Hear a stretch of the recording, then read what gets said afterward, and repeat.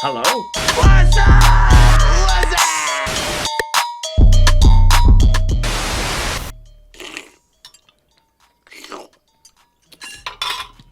Hey, Carl, what's up?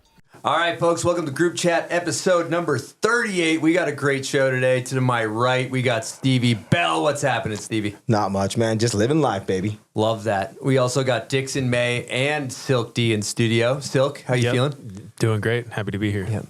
Also doing great. Are you still flying high after meeting Russell 69, Dixon? I am. I love that. I mean, it's hard to beat. Love that. Well, we got Jaylen Hanson to my left. What's happening, Jaylen? Feeling good. Hyped to be here. Love that. And Shuby, Spencer Schubert. What's happening? What up? How we doing? Love that. There's only one person that came here from college today, and that's Jaylen. That's true. Why don't you tell us about your morning, Jaylen? I was in class for 3 hours and then pretty much came straight here. So, What are we studying? graphic design. Whew. Yeah. Damn. What are you working on specifically? Right now we're making CD covers in my typography class. God, I love that. It's incredible. Well, we may be in the market for a graphic designer, so Let me know. check your LinkedIn soon. Yeah. And so we were talking about it before the show, but you actually walk up a snowboard spot every day Yes. going to class. Yes. It's at the art building. It's like a pretty legendary ledge to rail. Yeah, or down rail. You know the one I'm down rail. talking about? I've hit that. The flat ledge, and then you drop onto the rail? Uh-huh. Yes. Yep. I have a trick in VG on that. 50 lip 270, I believe. That's what's up. Mikey LeBlanc's got a cover on that thing. He did switch lip in like 1945. Damn. Yeah. I walk up that every day. Incredible. You have a degree, though, in gibology? Gibology, That's what I yes. thought. Yeah, that's Yeah. where you got your Wow. master's in Correct, gibology? yeah. Okay. And there's a few different lanes to do within gibology, so like I'm always down to go back in and learn more. But yeah, as of now, strictly just gibology. I'm trying to get my GED in that right now. Yeah. I think I have one too. GED for sure. 100%. All right, we're going to jump into Nitro Turbo Takes if I can find this freaking intro clip. Did I put It's it in on there. here? It's Is in it? there. Is it in here? Yeah, for sure. We had this conversation Nitro 15 minutes ago. Turbo You Takes. don't change the buttons, Dirk. No, Oh, I got it. We're good. We're ready to go. Nitro Turbo Takes, presented by Nitro Snowboards. Snowboards, Nitro. Nitro Snowboards is built on a group of people who just like to go snowboarding, and they build rad shit for snowboarders, and we're here for the community. So if you like that, then you like Nitro. These questions are submitted by Knut Eliasson. Do you guys know who Knut is? Yes. Absolutely. What was the brand though? I think that you. So are you guys It's like Mike Jones. Yeah. are you guys fans of Knut, or do you not like him? I'm a big fan. Jaylen, are you? a I've fan? never met him. Oh, you never met Yeah. him? Damn. But I know who he Massive is. fan. Okay, you're a fan. Oh You said yeah. massive forehead. Is that what you said? Don't do my guy like that. Yeah. I got one too, so I'm right here with you, homie. So All right. This first question is for Jaylen. Who inspired you to get into snowboarding? I think originally my aunt, because I started skiing first and then she snowboarded. So originally her, but then probably like Jill and Emma were some of my early inspirations once I got into it. Epic. Sick. This is for Stevie. What's your favorite trick you've ever filmed? all of them. Nah, I'm just kidding. Probably switch 50 cap 3 on the flat bar in Quebec. I think that's actually the wrong answer. I think. Switch double back What about the switch double back 10? Switch double back dude? 10 is The switchback 10 was Come fucked. on. Yeah, that was dope, bro. I don't know. The switch 50 cap 3 for me was just kind of like I just put it down, in the little afterbank spit, like bitch, what's up, Yeah. All right. Okay. All right. Cool, Acceptable. Cool. Spencer, Atlas 1 or Atlas 2? Oh, that's tough. I mean, Cooper Whittier and Atlas 2. There's no wrong answer, right? You just got to pick one of them. Okay, yeah. We'll go with Atlas 2. Couple more heads, and yeah, Tommy Gesme's in both. It's all good. All right. We'll take that. Okay. This is for Chris. What's your least favorite thing to do daily at the bomb hole? Oof, admin, administrative tasks, emails. Yeah. And then that's why I don't do them. Yeah. So sorry to everyone guy that will I do didn't it. reply to. He's doing anything before that. Good answer. All right, this is for everybody. Who has the best backside, lip slide? Lip side? Yeah. Well, I didn't write the questions. So back, I'm assuming this is back lip in snowboarding. I'll go to the geologist first on this. I'm thinking Luif. You ever see him not just he just throws it in there like full commit every try, middle of the board, and when he's going through, he goes through kinks and they're just flawless. I'm thinking of the one, it was in the Kind video, like northern Norway, in the heated stairs, just dry as a bone, and he's just throwing that thing in there, and then he catches, and you're like, he's either going to do it great or he's going to die. Yep. Jaylen? I think Tommy has a pretty good one. Tommy Gesme. Solid. I'm going to go Jed Anderson, honorable mention, Mark Wilson. I Stevie? like the Mark Wilson. Damn, I think Louis for sure, Nick Sauve, and probably I'm gonna say TK, Travis Kennedy. Well, you got to pick one. You Well, gave us Jesus three Christ. names. Okay, oh god, that's tough. Jesus Christ has the best backflip. I heard he's going to go Probably, yeah. It's a godly backflip. Right there. Dude, it's insane, dude. All the way from heaven. Damn, I'll go with Louis on that one. I'm also going to throw Jill in there because I've seen her do some pretty sick gap backflips. Yep. Would you guys want to get in on this? It's for everybody in the booth. I think I'll just echo Jed. Jed? Yeah. Yep. You can do them switch too. Yeah. Yeah, Jed. Oh yeah. That's a cop out. I mean, I've been That's a known to cop do a out. couple You can't switch just backwards you can't just myself, agree but every time. Yeah. But it's fine if I do it. You're good. Yeah. Yeah, okay. Yeah. I don't know if you guys have noticed, Dixon's been switching what beanie he's wearing every time we speak. So for the viewers at home, I hope you're enjoying that. It's really a bit for the listeners more than anything else. Also, that thing, you are testing the structural integrity of that hat. That thing is bursting at the seams, dude. it's giving me a migraine as we speak. Worth it for the bit, though. Okay, this question is for Jaylen. Do you like writing with or without music? That's a good question. I think it depends. Sometimes I can't go without, and then other times I can't listen to it. I think it depends on the day. Depends on if I'm at a contest and there's a bunch of other music and noise going on, then I can't have it because it's too overstimulating. But if I'm just cruising at Brighton, then yeah, throw music in. Okay, fair enough. Stevie, what's your favorite thing about snowboarding right now? Just how ridiculous the tricks have gotten. It's insane to watch. I know it looks gymnastic style, but fucking some people make it look really good. Yeah. Okay. Spencer, when was the last time you went to Rail Gardens and filmed a trick? Side question, what was the trick? Oh. Please tell me it's the slack line. It wasn't the slack line. I've been there a lot since. I go to Rail Gardens all the time. That's where Justin Meyer lives. You can see into his backyard. It's kind of fun to spy on him.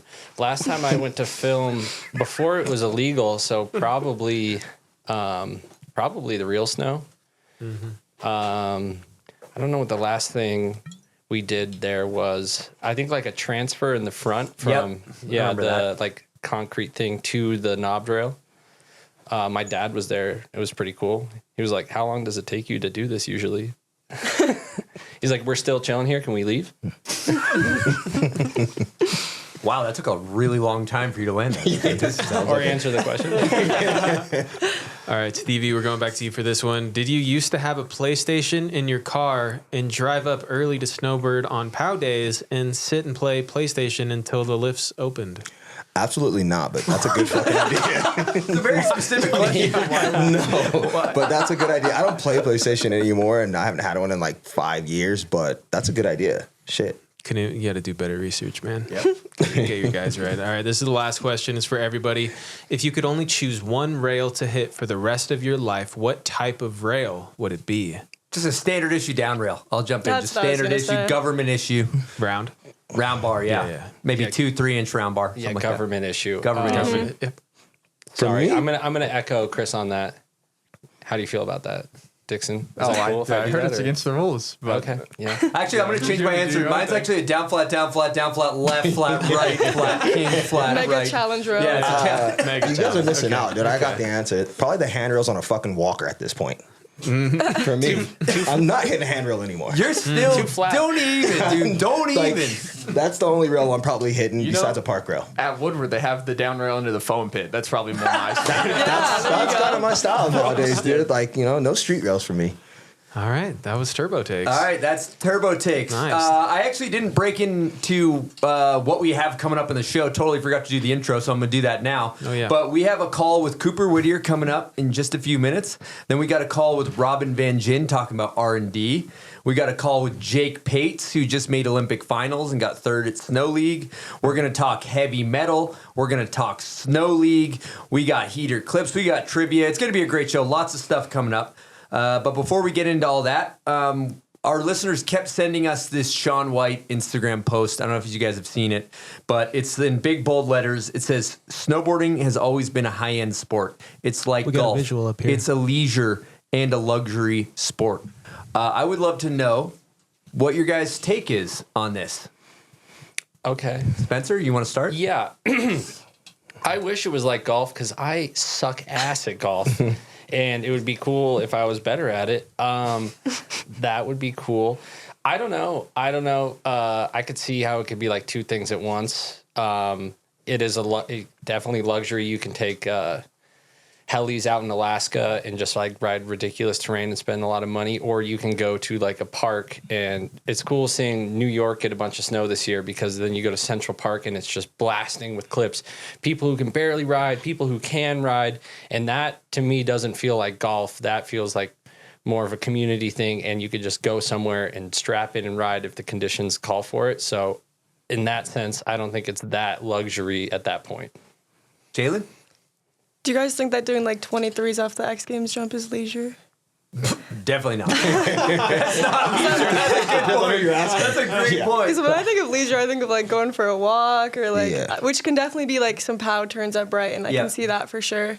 And I can see the luxury because it is an expensive thing to do. You can't just like go and do it like how like you can with skating. I mean, you're buying a skateboard too, but it's not like thousands of dollars to get out there for the first time. But like you're saying, I feel like it's once you do get into it, you can do it at any level, and it doesn't have to be the highest, most luxury level to enjoy it. Yeah, Stevie? No, I think both those answers are great because there's two sides of the coin. Like there's like the high-end helicopter rides or like the high-end hotels. You spend a month in Sweden or Finland or Scandinavia or whatever. But then there's also the broke kid that just got into snowboarding who's just like couch surfing and riding a park all the time. So it just depends on how you look at it. 100%. Yeah. I think also too, when I look at Baldface, you take a helicopter, you ride around a cat, you stay in a like luxurious lodge.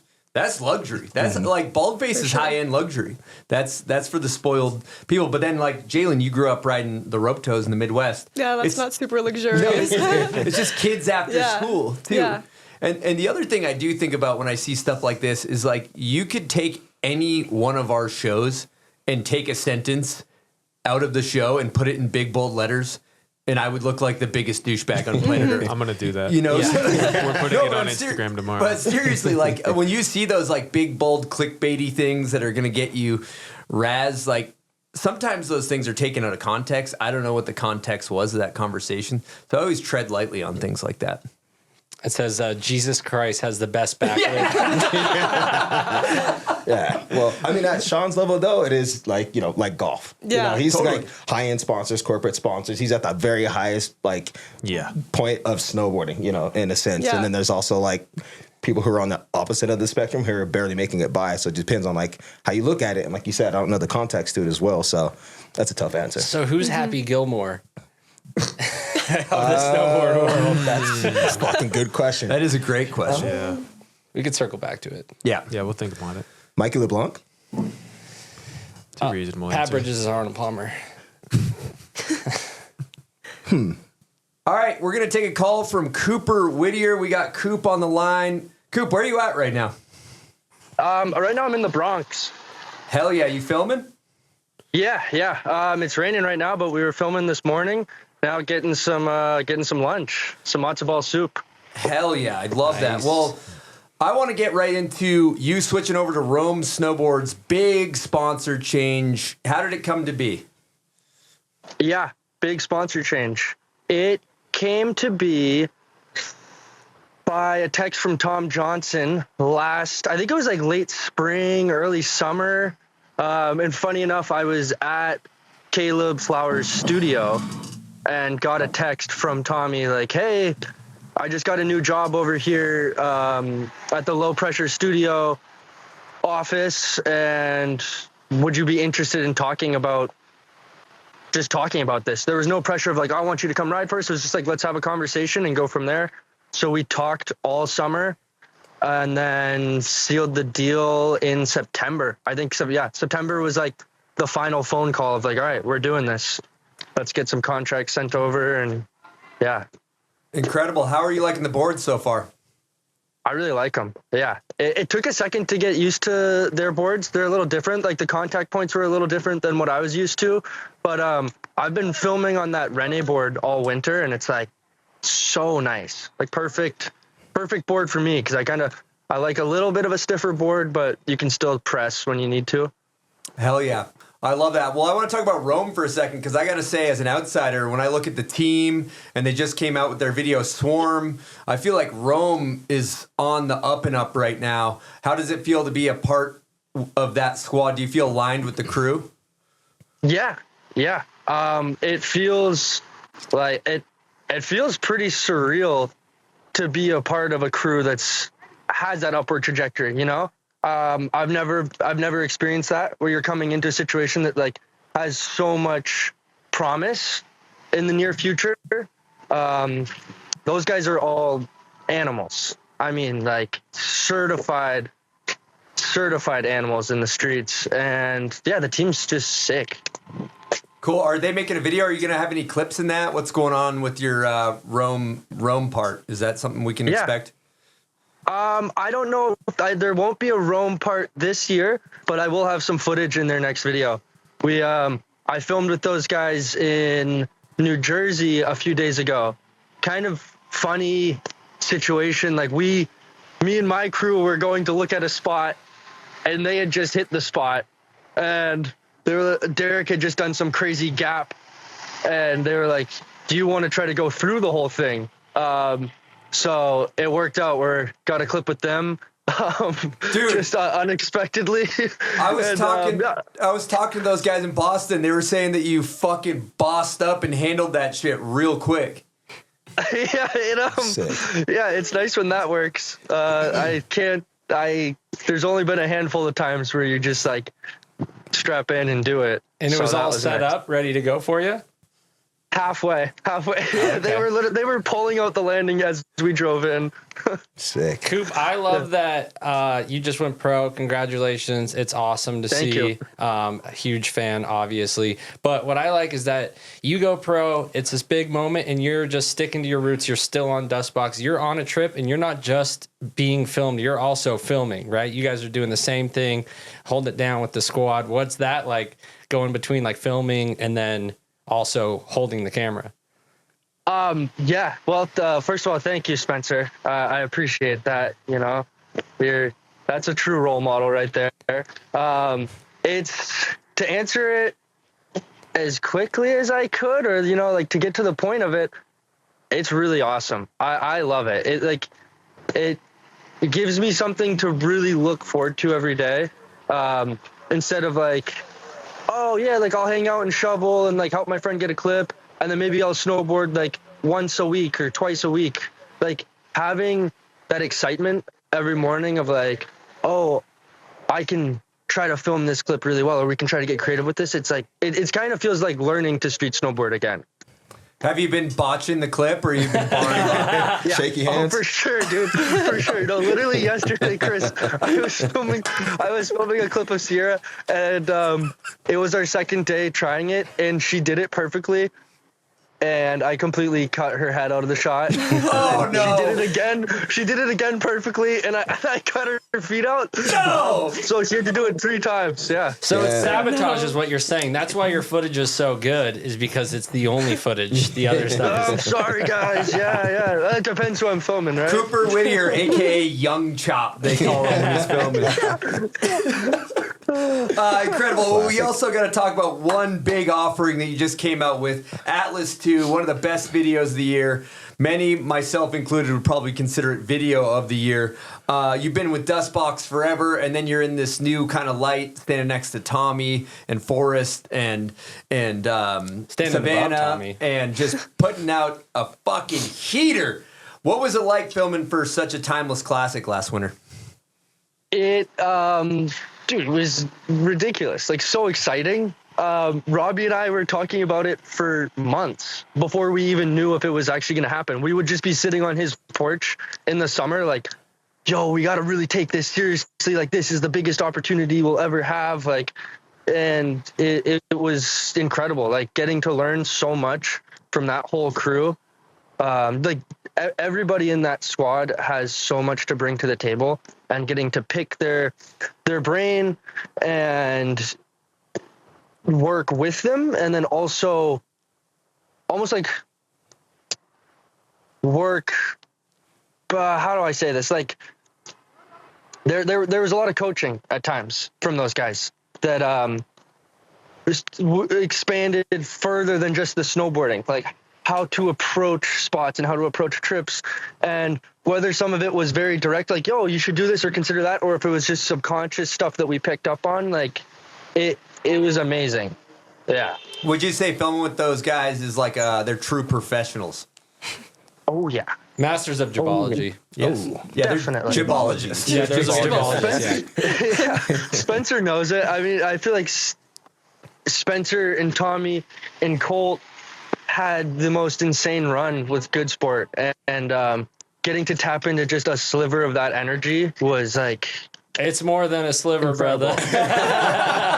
Yeah, but I mean, dude, you guys are, that's the pocket right there that you guys were in. I'm going to take my answer back from earlier. I said I couldn't decide between Atlas 1 and 2. I did say Cooper Whittier and Atlas 2. I'm just going full-blown Atlas 2. You're switching your pick. You're switching your pick. I was kind of on the fence, and I'm just gonna hone down. No, what you guys did was it was insane, and yeah, your footage, Cooper, it's amazing. You guys made a true piece of art. I don't know if we're allowed to talk about this, but I'm going to talk about it anyway. But I think like to put the level of like attention to detail that you guys have in the streets in terms of the spot and the aesthetic and all that. I heard that there's a line in Savannah Shinsky's part where the rails were a completely different color, and you guys painted them a totally different color, so the rails were more visually appealing. Are we allowed to talk about that, or is that off the record? I have no clue what you're talking about. No comment. No comment. That's good media training. That might have been the other Savannah and the other 686 crew. No, we showed up and it was like this. Yeah. No, we're just snowboarding. Yeah. We'll clean it all up. You'll never see us again. Yeah, technically, we fell on the paint and it splattered on the rail. Yeah. Allegedly. No, yeah, you got to have fun with it, right? Mm-hmm. That's incredible. All right, well, we're going to keep this piece of shit show going, but thanks for calling in, Coop. It was a pleasure. Of course. Thanks for having me, guys. Okay. Excited to tune in. Good luck out there. All right, have fun. Thank you. Later. Damn, painting rails is fucking next level. Yeah, dude, it's getting crazy out there. Yeah. There's a lot of stuff going on out there. Does that make it a new spot? Yeah. Kind of. Yeah, all the new you can do whatever trick. Paint it, do a trick, paint it again. Yeah, sick. Fuck, man, why didn't I think about that? Because there was red ledge and then there was gray ledge. And Yes, so gray and then ledge, back you could to do red different ledge. tricks. Yeah, sick. Yeah, they changed it. That would have made life a lot easier. Did you go to Pittsburgh Heavy Metal? Jaylen? I did not. You did not, but you were in Pittsburgh. I was, yeah. We were both just in Pittsburgh. That was like more crews. I think 13. 13 crews in one city. Yeah. That's Crazy. insane. Yeah, like Hunger Games. yeah, Hunger Games Pittsburgh. But we were talking about this, right, Chris? Just like, I thought it was really cool. You go to cities, you snowboard, and people think it's like really foreign, and then they kick you out. They don't know what you're doing. But right as we got there was heavy metal, and then people like from the city saw about it, they heard about it, and did, it was on the news and everything. Yeah. It's big. And so then afterwards, when we were snowboarding, people would come up and be like, oh, are you guys a part of this, or were you there? And they're way more receptive to you snowboarding in the streets because they've seen it. And I thought that was like super cool because everyone was down.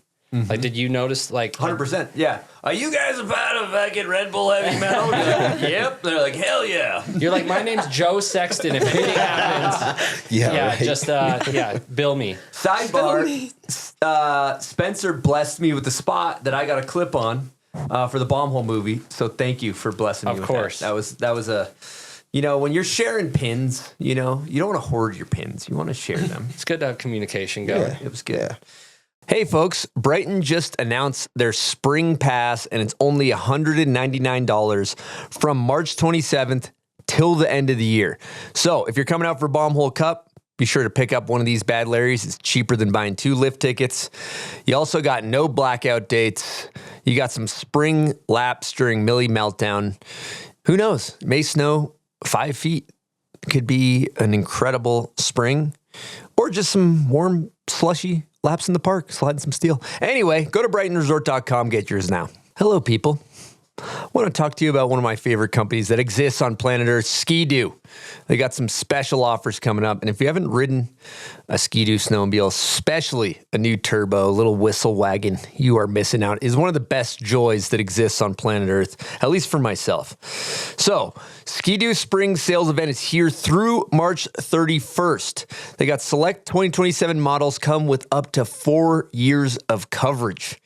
The most peace of mind offered in the industry. So see your local Ski-Doo dealer and get your hands on spring exclusive models like Summit Expert, the all-new Freeride, and Summit X Powder Slayers, and reserve your new ride for next season before March 31st. Spring check that new machine. You'll be happy you did it. If you're looking to improve your snowboarding, maybe dial in those fundies, heck, even just having a good time with the boys, Woodward Park City is going to be hands down your best bet to make all that happen and more this season, because Woodward Park City is a state-of-the-art action sports hub. It's only 20 minutes from Salt Lake City. I mean, that's just blink of an eye and you're on the chairlift. And in a world filled with overcrowded resorts, jam-packed parking lots, long drives to the chair, Woodward Park City is offering you a solution that not many other resorts are even able to fathom. And new this year, the Winter Mountain Park Season Pass. For only $499, you can ride all season at one of the Wasatch's best terrain parks. You can get the most fun and legitimately the best value out of your winter. You can maximize your time, easy in, easy out. It's right across from the freeway. Tiny walk and you're on the chairlift in seconds. If you want it all, you can get indoor access, outdoor access, special access to all the events, exclusive discounts.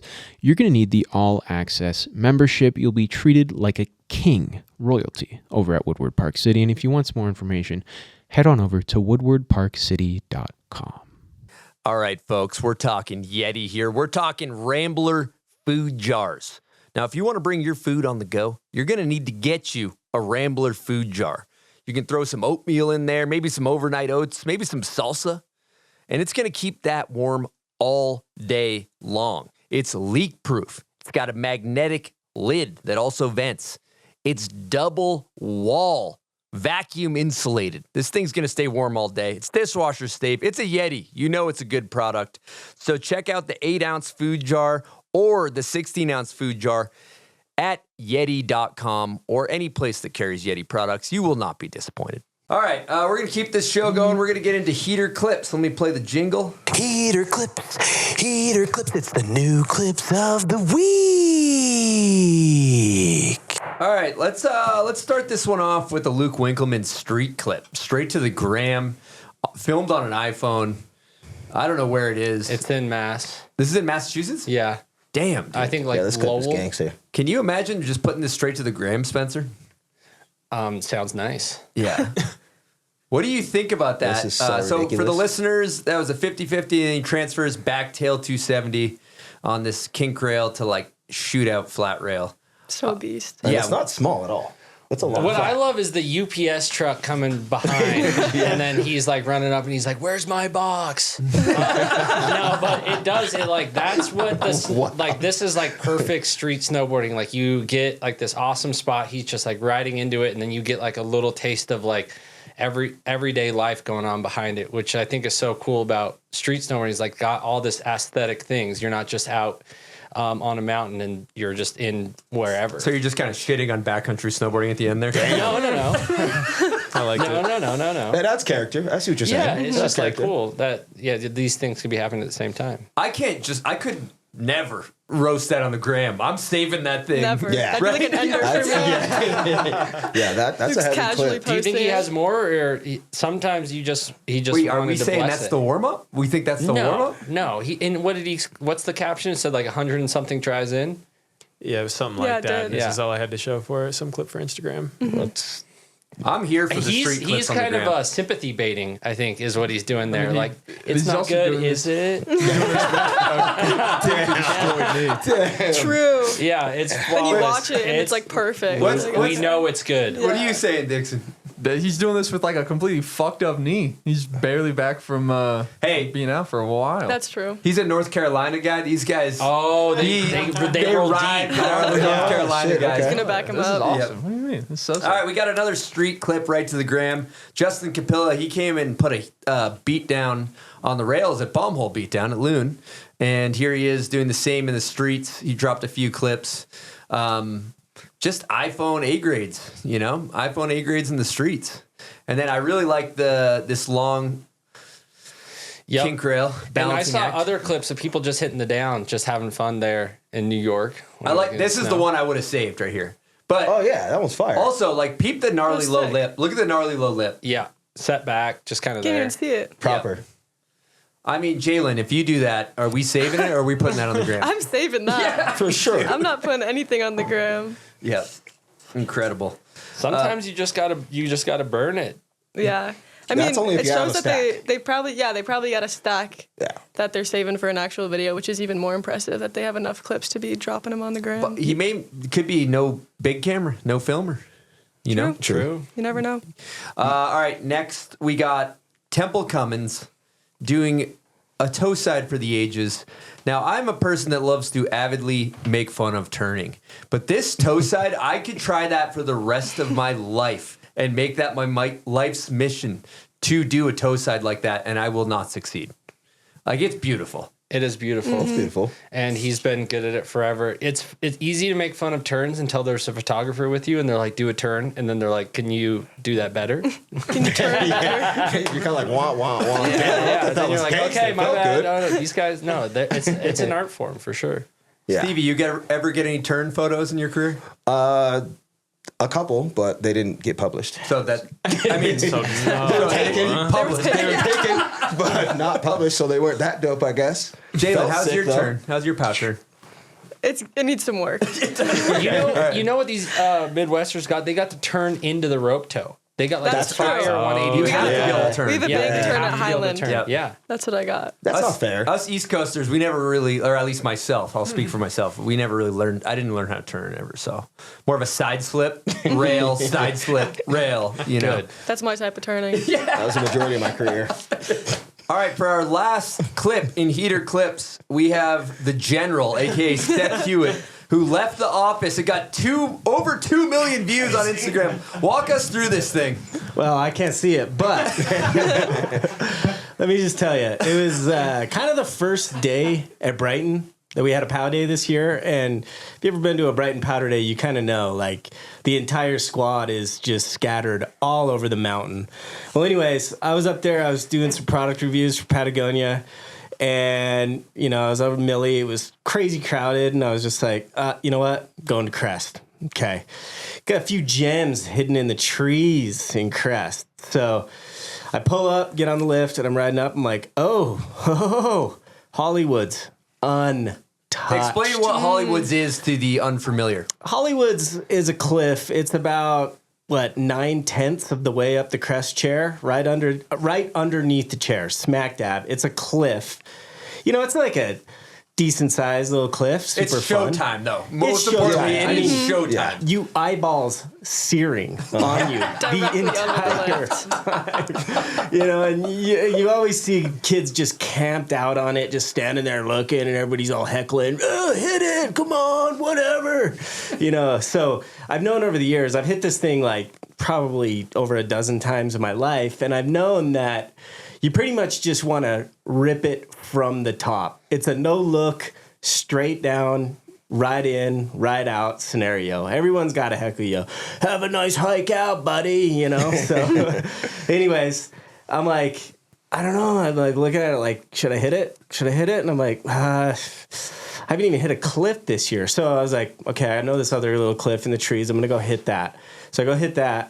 And then I'm like, if it's fresh, we're going to go. All right, let's get on the chair, riding up, still untouched. Just like kind of just got to do it. So I'm at the top. I'm getting all my crap together, just strapping in and getting the GoPro on. All of a sudden, Mikey just shoots out, like, before I could even see him. He's just going down the cat track. And I'm just like, whoa, wait. I was riding alone, want to hit it with a homie. So anyways, I'm chasing him down on the cat. I'm like, Mikey! And then he looks back finally, and I just point. As you can see in the clip, I just point. And then all of a sudden, he just kind of pulls off to the side, and I just ripped it. I saw it. There's the line. There you go. So untouched, like I said, amazing, super fun, super sketchy rope duck. Yep. And then just like ride in, and you feel like you're filming off this thing because like there's a million eyeballs on you. Yeah, and I hit it, and like, I pretty much know the speed on it, but like as I was taking off the lip, there's like this little wind drift on the lip, kind of sucked my board under because I was kind of like loading the legs, like, okay, here comes the pop, because you got to be careful. This thing is downhill takeoff. Yeah, it's a nice little diving board. Yeah, but it gets parking lot quick. It's gonna just flatten out, right? So, yeah, like you gotta know the speed, and I knew it, but I kind of got sucked in on the lip, and I just kind of like I got over it. I didn't hit it super big, which was probably pretty good because I was able to nail the pocket. And this is the first time I've actually hit it since they put in the new Crest 6 and they got rid of a tree. It's a massive tree right there in the line. So kind of opened up like new line options too, which was awesome. And yeah, so anyways, I hit it. I'm riding out and I'm like, oh yeah, Mikey. So I look back. As soon as I look back, Mikey's just sending it off that cliff. And I was just so gassed up and just freaking out and just screaming and yelling. He didn't even know who I was because I was in a whole new kit. You know what I mean? Like he didn't even recognize me, and no one's really been snowboarding. So nobody, recognizes each other. Anyways, he just comes up to me and just straight to a humongous hug. It was just the sickest feeling of all time. Mikey, he just is the best human of all time. And the fact that Mikey, completely sight unseen, doesn't know who it is. Yeah. You're like, Mikey, right? And he's like, I don't know who this is, but I'll follow you.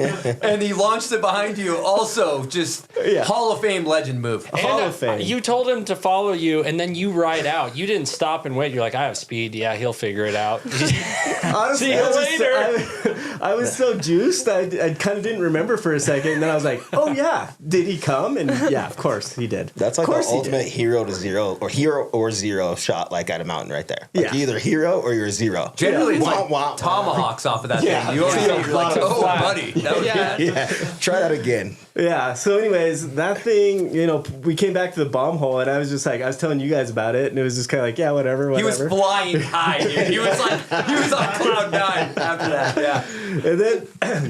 And then I posted the clip, and I've never had like any type of like viral clip, and all of a sudden I like checked it like a few hours later. I was like, whoa, that thing just took off. It was like you refresh your phone and it was like 10,000 views like every time you refresh your phone. Like it was crazy. What are we up to on that bad, Larry? It's like 2.2 mil. Damn, what an M. Yeah. 2 million. Over, I don't even know how many comments, a little over 500, whatever. Damn. But yeah, people are hyped. I think it was the the hug and the bro factor. Oh, it embodied everything that you want in snowboarding. Flying off a cliff and the excitement and the whole thing. People on the chair. Yeah, it's just you're never too old to send it. Yeah. And it was like total just kind of by chance capture. Of course I was filming it, but at the same time I was just like, you all those little nuggets kind of come out, and I don't know. That's just the magic of Brighton. Love it. It was a good one to just always hold in the memory bank. Sure, amazing. Big win. Nice work, Jenny. Well, that's it. That's our heater clips right there. Fire. Absolute heater from the general. Still ripping. Can we count those 2 million views towards bomb hole? You think? Can we put that in our analytics somewhere? Yeah, that's more of a Percy. That's more of a personal kind of situation. All right, we're gonna keep it moving. We're gonna jump right into Run Through Wall Trivia. Yep. Welcome to Run Through Wall Trivia.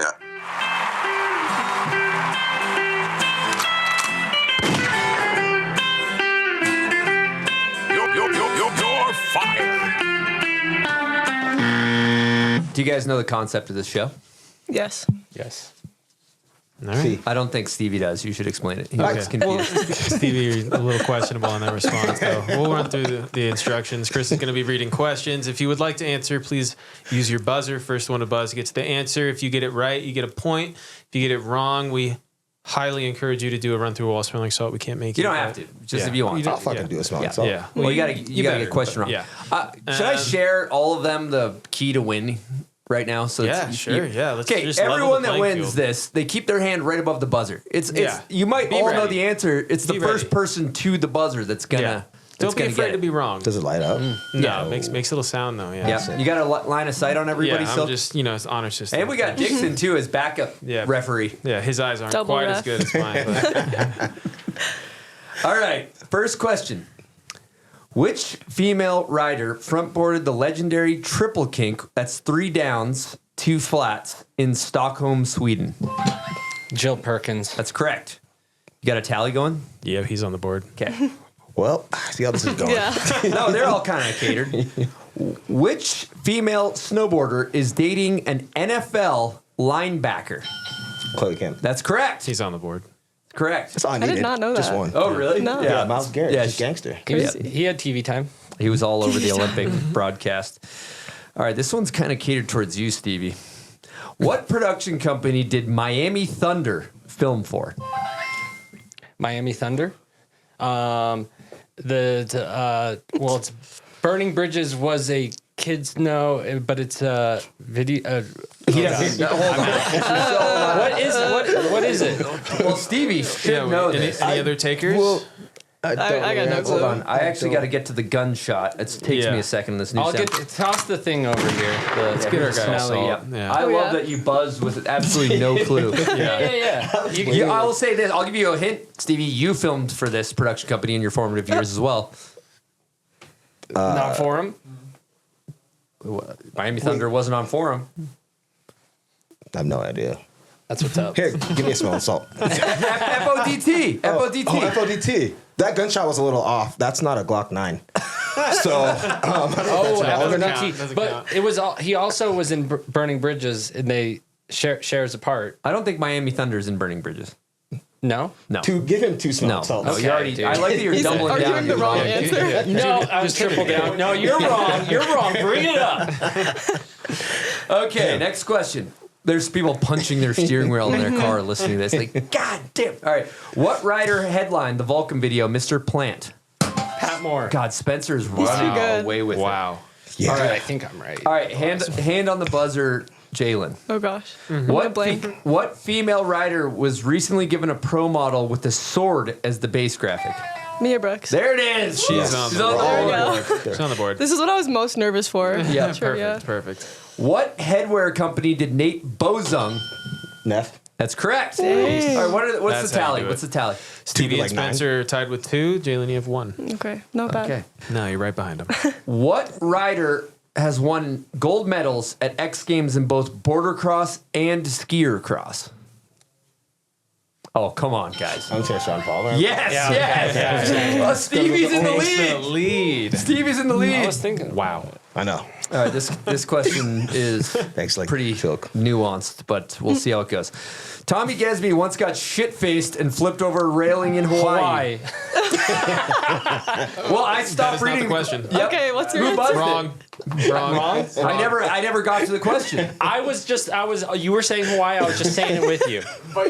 You did You buzzed. Okay, give me a chance. Give me a chance. We're going to encourage you to Give do me a that. chance. That was insane. I feel like you just roasted his buzz. No, he has to do that salt, and you have to reread the question. Okay. Okay. Anybody can buzz. Okay, I like that. Oh, man. Tommy Gesby once got shit-faced. God damn it, Spencer. You can read the question. No, he No, can't. you stop reading once the question You is said buzzed. you knew how this works. You guys need to fucking get your shit together. Oh my god. All right, here we go. Start over. Third time. Tommy Gesby once got shit-faced and flipped over a railing in Hawaii. What was the quote before this iconic clip?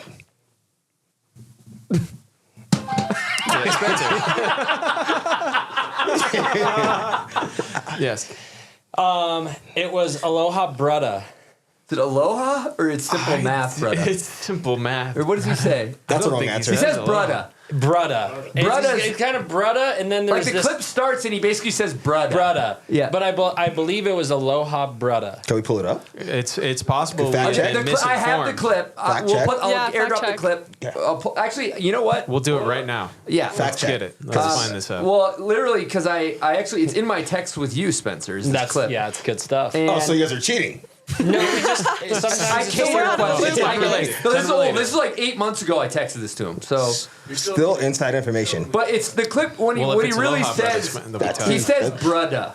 We hear Brudda for sure in the clip. Yeah. Somebody informed us it's simple math, Brudda. I think I've heard you guys talk about this before. That we did. I'll We play the definitely clip did. right now. That's I why I have was like racking my brain. I'm like, I've heard someone say this, but it. Yep. Look how nervous you look. He's like, fuck another Oh no, I slide. have So- to. You know, I do. I search by location and I search Hawaii for photos in my photos. There it There is. you go. That's the only There it thing is. that comes up because I've never been to that's Hawaii. the strap. Yep. How do you spell Hawaii? Jeez.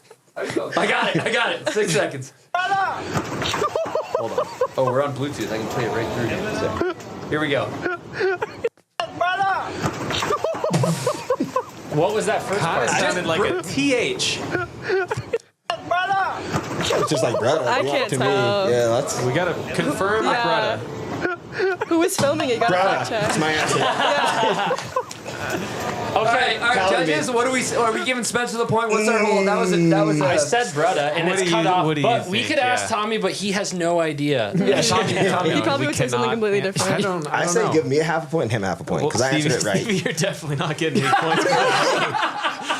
What do you mean? That's messed up. Do we give That's Spencer a point or crazy. not? I think we should give him the point because we can't confirm whether it's simple math or Aloha, but he did get Brudda, and that's the only part we know for Okay, sure. fine. That's fine. All right, next clip. Sorry, Stevie. Next question.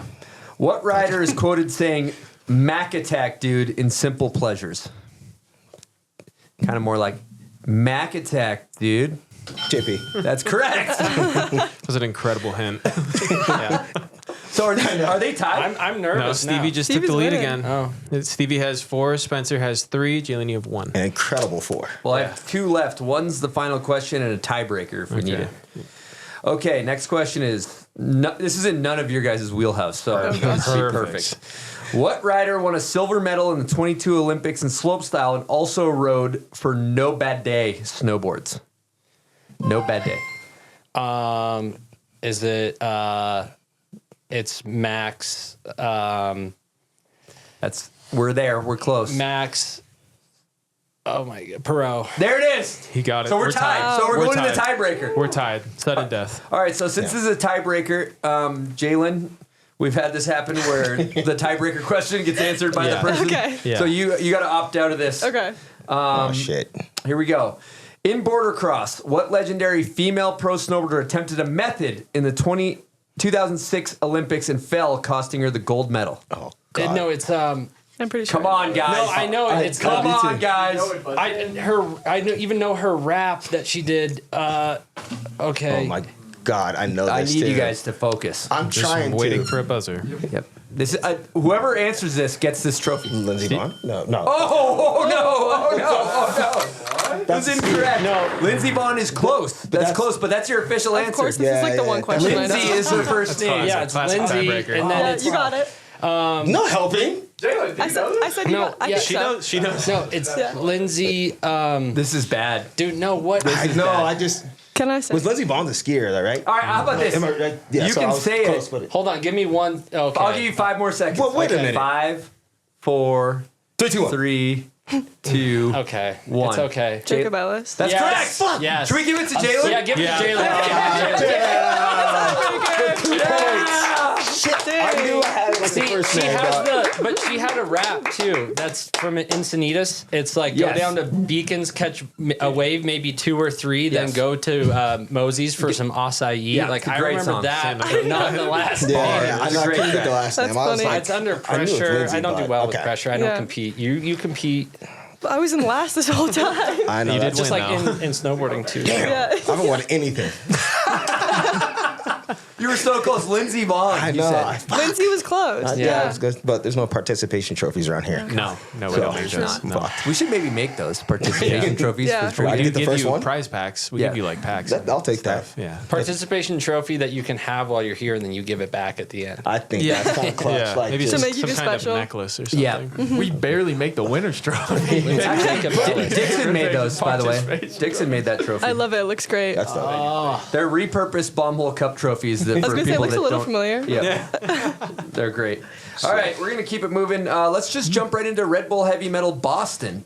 You were there as a judge. How was judging it, Stevie? Judging it was hard because the riding was insane and it was going super fast, but it was fun as shit to like, for one, like see rail jams coming back. Because when I got into snowboarding, like there was the one at like all the trade shows, especially remember like the one at the Hard Rock, Yep. which like Eddie and like Marco would always win, and then they had the one at here over at the Delta Center. So Yep. seeing those come back was really rad, and it was just cool to see like the level of riding.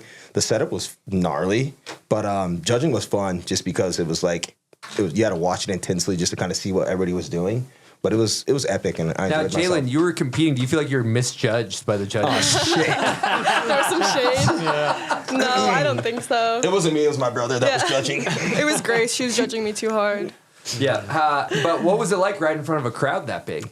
It was crazy because the crowd was bigger than the year before, right? They confirmed that. They claimed 25,000 was the number I was Insane. told. Crazy. It's always so insane when we get to like to the last zone and you see like so many people and then there's people like behind the main crowd. It's so crazy. Yeah. I feel like it all is just like one thing in my mind. It's not like thousands of people. It's just like, I don't know. Can I ask you a question? Yeah. How was it getting winched into that jump with like totally blind landing? It was, and knowing it wasn't that big, the landing. It was kind of crazy. Actually, so I knuckled the jump really bad in practice, and last year I did the same thing on the jump, knuckled it in practice. So I was like, well, that's kind of the worst that could happen. So by the time we got to like the actual contest, I was like, I mean, worst that happens is I knuckle again. So the only times I've ever used winches is in heavy metals. Like the first time I used one was at St. Paul, like 3 years ago, I think that was. And yeah, since then, only winching into the jumps at heavy metal. But it feels kind of like wakeboarding. So I feel like if you have any sort of like wakeboarding background, it feels similar to that. Yeah. So I don't know. It's kind of fun. You go fast. Java got. Did you see when it wrapped around her board for a second? No. She I did, heard yeah. you guys talking about that. Dude, I thought Last she year was it happened dead, too. but she luckily was able to like land, and then it hooked her Yeah. after she had already landed. Yeah. No. It's But- pretty gnarly. There's always like, I think every year there's been some sort of like winch incident. Because last year Callan got like hung up That was against the bad. wall and it was really bad. That was bad. You gotta throw the handle. Yeah, that's like all that's Throw going the through my handle. head. Every time I'm Throw on it. there, I'm like throwing it as far as I can Yeah. away. I'm like not even thinking about anything else. All And then right. by the time you let go, you're in the air. So Just really quick, have any of you guys seen the clip of Jake Welch getting the winch handle stuck around his feet when he's like awling over No. some bleachers? No, and then it's over not a good. rail? And it is the most fucked up clip. It's in Vacation, I think, but it wraps around his feet and he barely makes it over the rail. And we were just gripped the whole time. And from there, I've always been like, I don't care who's in the way, just throw the handle. yeah, Yeah, it's Just insane. throw the damn handle. Yeah, Forum I love Days, you, you Jake. guys had some heavy winch sessions. Like Full 50 speed. horsepower gas winches. These electric like, ones. Like, dude, this thing's intense, man. All right, I want to get into it. So, Zone 1, men's winners, we got Benny Milam, Mies, and Nick Fox. And then for women, we had Telma, Veda, and Jaylen got third in Zone 1. Yeah. Let's just break it down. Like, how was that first zone kicking things off? The first one was really fun. They had made like the first down donkey rail shorter than the year before, so it was a lot easier to get to the end of it, which I think allowed people just to do more tricks. And then they had like a couple of features off the 3 block at the bottom, which was also pretty fun. So you weren't just kind of like jumping down the stairs after. But I had a ton of fun in that zone. It's like a good warm up zone too, rather than like just jumping off the jump first. You get to like warm up on a nice down It kind of donkey. like escalates and gets more and more gnarly as Yeah. the event Yeah. goes on. I have a question about this event in general. Like, did you guys have any riders that really surprised you with how they rode, like standouts? Because I'll jump in. Nick Fox, for me, was the one rider that I was like, I've seen this kid on the internet and seeing him in person, like so consistent, Yeah. really, really impressive. All the other riders you've just seen more in those contests. So it's like, but anybody stand out to you? Nick Fox for sure. Everybody else, just, I mean, if you're in that contest, you know what the level of that rider is. Like, you know that they can like handle whatever the setup is. So I wasn't surprised, but I was just more surprised by like how consistent like the top, like the finishers were, like going through each, the men and women's through each, you know, like the 3 phases or the 3 zones. Yeah, So, it was pretty impressive. yeah. I think like Telma too. I've been in stuff with Telma before, but I think this was her first heavy metal. So it was She sick to killed it. see her, because she's kind of a slope girl, but she's also so good at rails and so good at straight Oh, stuff. yeah. So it was sick to see her like have that like slope style consistency in like a heavy metal event. Like she was just landing everything. She was 100%. So sick. So I wasn't there, but I was curious. Was the snow pretty firm?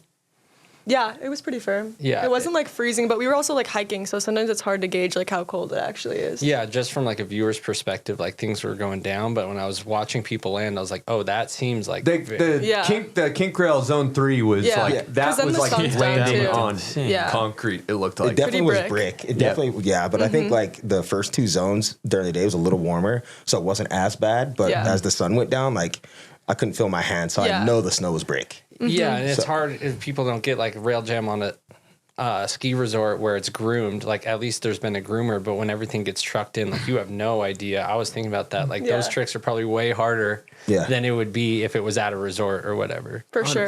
And you really don't get that many goes too. You have like 5 tries to land your shit, and it's pretty quick. You better be on it.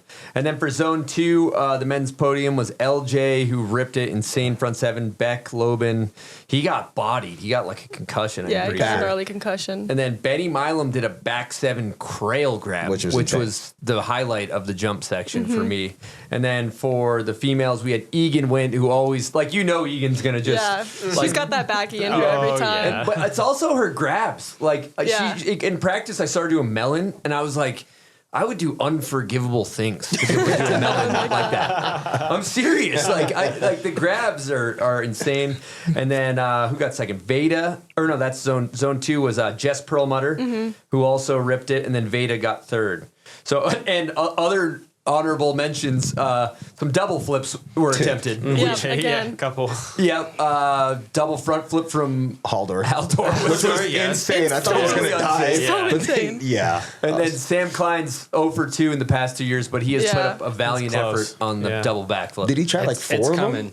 Yeah, 3 or 4. I was like, dude, you're a 3, beast, man. Like, wouldn't try it once at all. I was on the mic, so I couldn't hear, but what was the crowd's reaction to the double flip? Dude, everybody loves a backflip. They were going insane. Wildin'.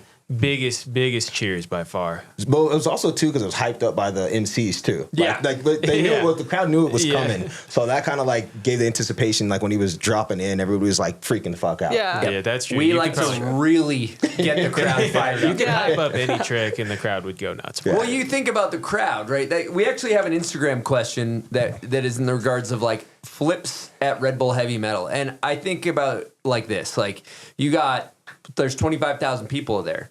25,000 of them aren't like core snowboarders that know what a back 270 to fakie is. They're like, I saw this on the news, snowboarding's cool, I'm going to check it out, or I'm walking by and there's a crowd or whatever. Like, the crowd, you got to give them what they want. Yeah. Like, they go nuts for the flips. A backflip is like relatable. They've It's seen so it before. easy to understand. Yeah. Like a front board, a back lip, 270 out or on, like it all looks the same. Yeah. Or even like a front 360. They don't, they're like, oh, cool, he's spinning in the air. But when somebody's upside down, and they can see it, they're like, oh my God, that's insane. Yeah, they're like, fuck, I can't do a backflip. That's sick.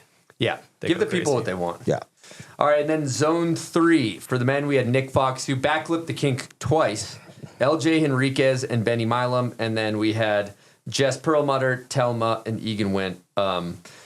Jess did a sick-ass half-cab 50, if I remember correctly. Perfect. That was insane. Sam 50'd the whole rail. That was the biggest takeaway, being an outsider. It's just ridiculous. Like, and you could see his board wallies the front of the second rail, which is just like, okay, that's unreal. Yeah. Dude, I talked to him after. He's like, I could have got another 50 feet. Like, he was so Yeah, locked in. He was locked. Yeah.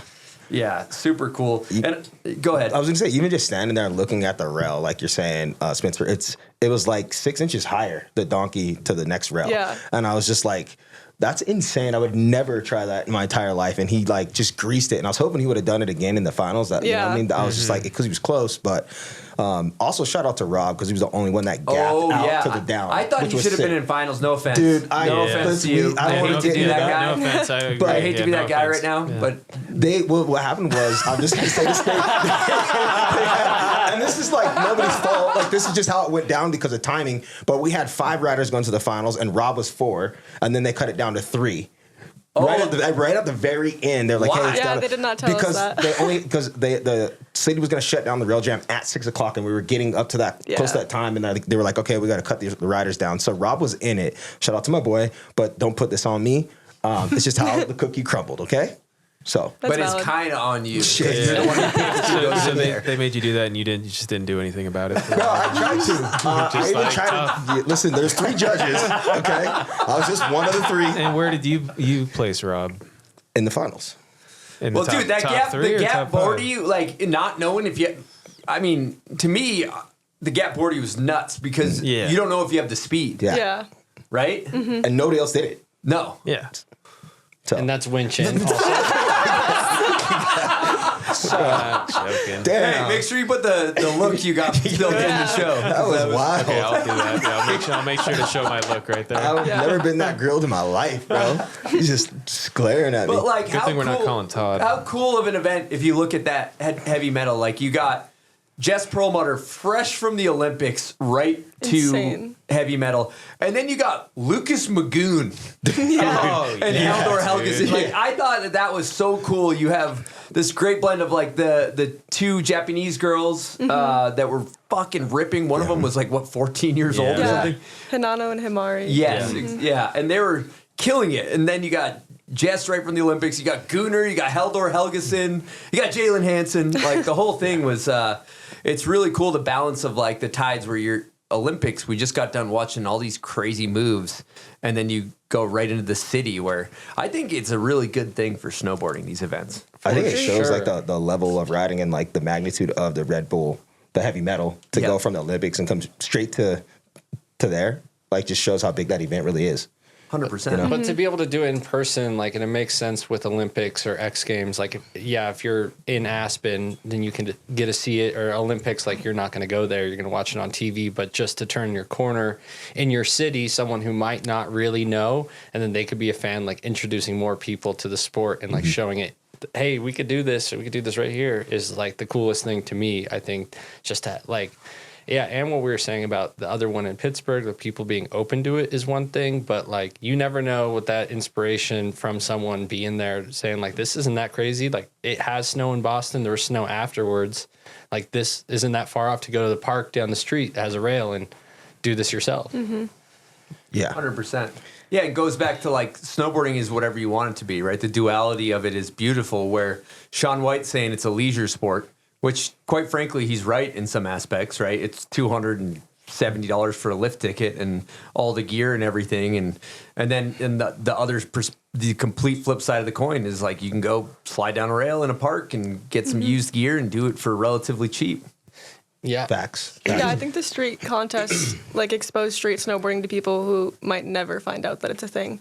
Because street snowboarding is kind of niche to snowboarding. Like people will see the Olympics, but they don't see people hopping on rails like next door.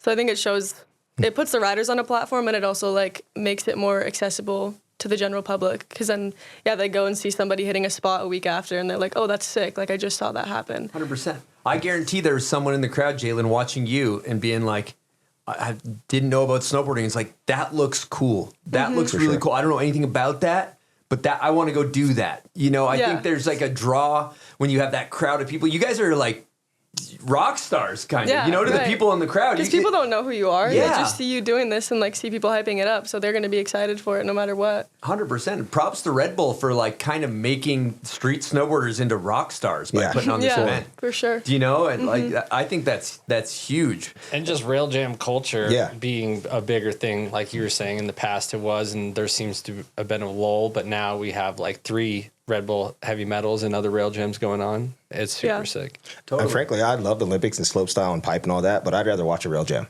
just because that's like kind of my niche or whatever. But I just love watching people just huck meat in the streets and just like the availability, like being able to just walk around the corner. I can't remember who said it, but just like, oh, sick, a rail jam. Like this is cool. This is another side of snowboarding. It's not the high end Olympics where you got to go to China or go to wherever the hell the Olympics are at that time, or Italy. Well, it was in China at some point too. Yeah, it was. But and you get my point. But it's just like, it's just right here in your city. You know? Yeah, the best part is that people can be so close to it and it feels so much more real rather than like standing at the bottom of an X Games slope course and you only see the last jump and you're like still watching it on TV even though you're there at the event. Yeah. And this is like you can stand right up to the fence and like see Zeb Powell when he comes down the rail and give him a high five. And that's like the most insane part. For sure. And the crowd too, the level of stardom that Zeb possesses. Like I would say Zeb on the microphone, whole crowd would erupt. And that's so cool. And the other thing too, like I'm from Massachusetts, there's a big Dominican population in Massachusetts. And when LJ Enriquez, who's Dominican, would be riding, I'd be like, is there any Dominicans out there? Make some noise. It would fucking erupt, you know? And that shit is super cool, you know, like snowboarding, you know, just being for everybody. You know, it's obviously like known as fucking a white person sport for a long time, you know, and it's really cool to see a lot more people getting in the mix and looking at it in that way. And Zeb, fucking huge kudos for putting the team on his back with a lot of that stuff. Yeah. Think about how many Dominicans might start snowboarding just because of LJ. Straight up. Being at that event. Dude, he had a line of people waiting. Like it was like 50 people that were just waiting to get his autograph after that thing. That's so dope. And he's like a kid still too. Like he's 17, I think now, maybe 18, but that's also like it's not just like some like 25-year-old that feels like for me, I guess, like if there's a bunch of kids out there seeing, they're like, oh, this kid's like my age, like I could do that because he's doing it. Totally, 100%. And then just to piggyback on LJ too, is like that he's always the bridesmaid, never the bride. Like he goes to all these rail jams. He's like maybe I don't know, third, fourth, fifth, like kind of. He hasn't had his. I feel like he hadn't had his moment. And he was hiking more than everyone. Like he was attacking that course, and so it was cool to see LJ finally get his flowers. And he got bodied. On the bodied, and then he got back up and went after it. And I think that was like the most impressive part. I thought he was gonna be done after that. Me too, but then he went back up and like started hitting it again, and I was like, okay, snowboarding. I don't think he should have been snowboarding. He didn't even feel that. Everyone loves a comeback story. Like, True. oh, he's getting up. I know this is like outside of like the rail jam, but did you guys know that viral clip of the cop coming through the slide was around the corner? Yes. That was the first thing Chris So many people were reposting. It was awesome. I was crying. Awesome. Somebody went and like did the slide like the night before. I can't remember who it was, but they were talking about it. Yeah, people were getting bodied. Yeah, whole crew went over there. That thing used to come out, shooting out of the slide.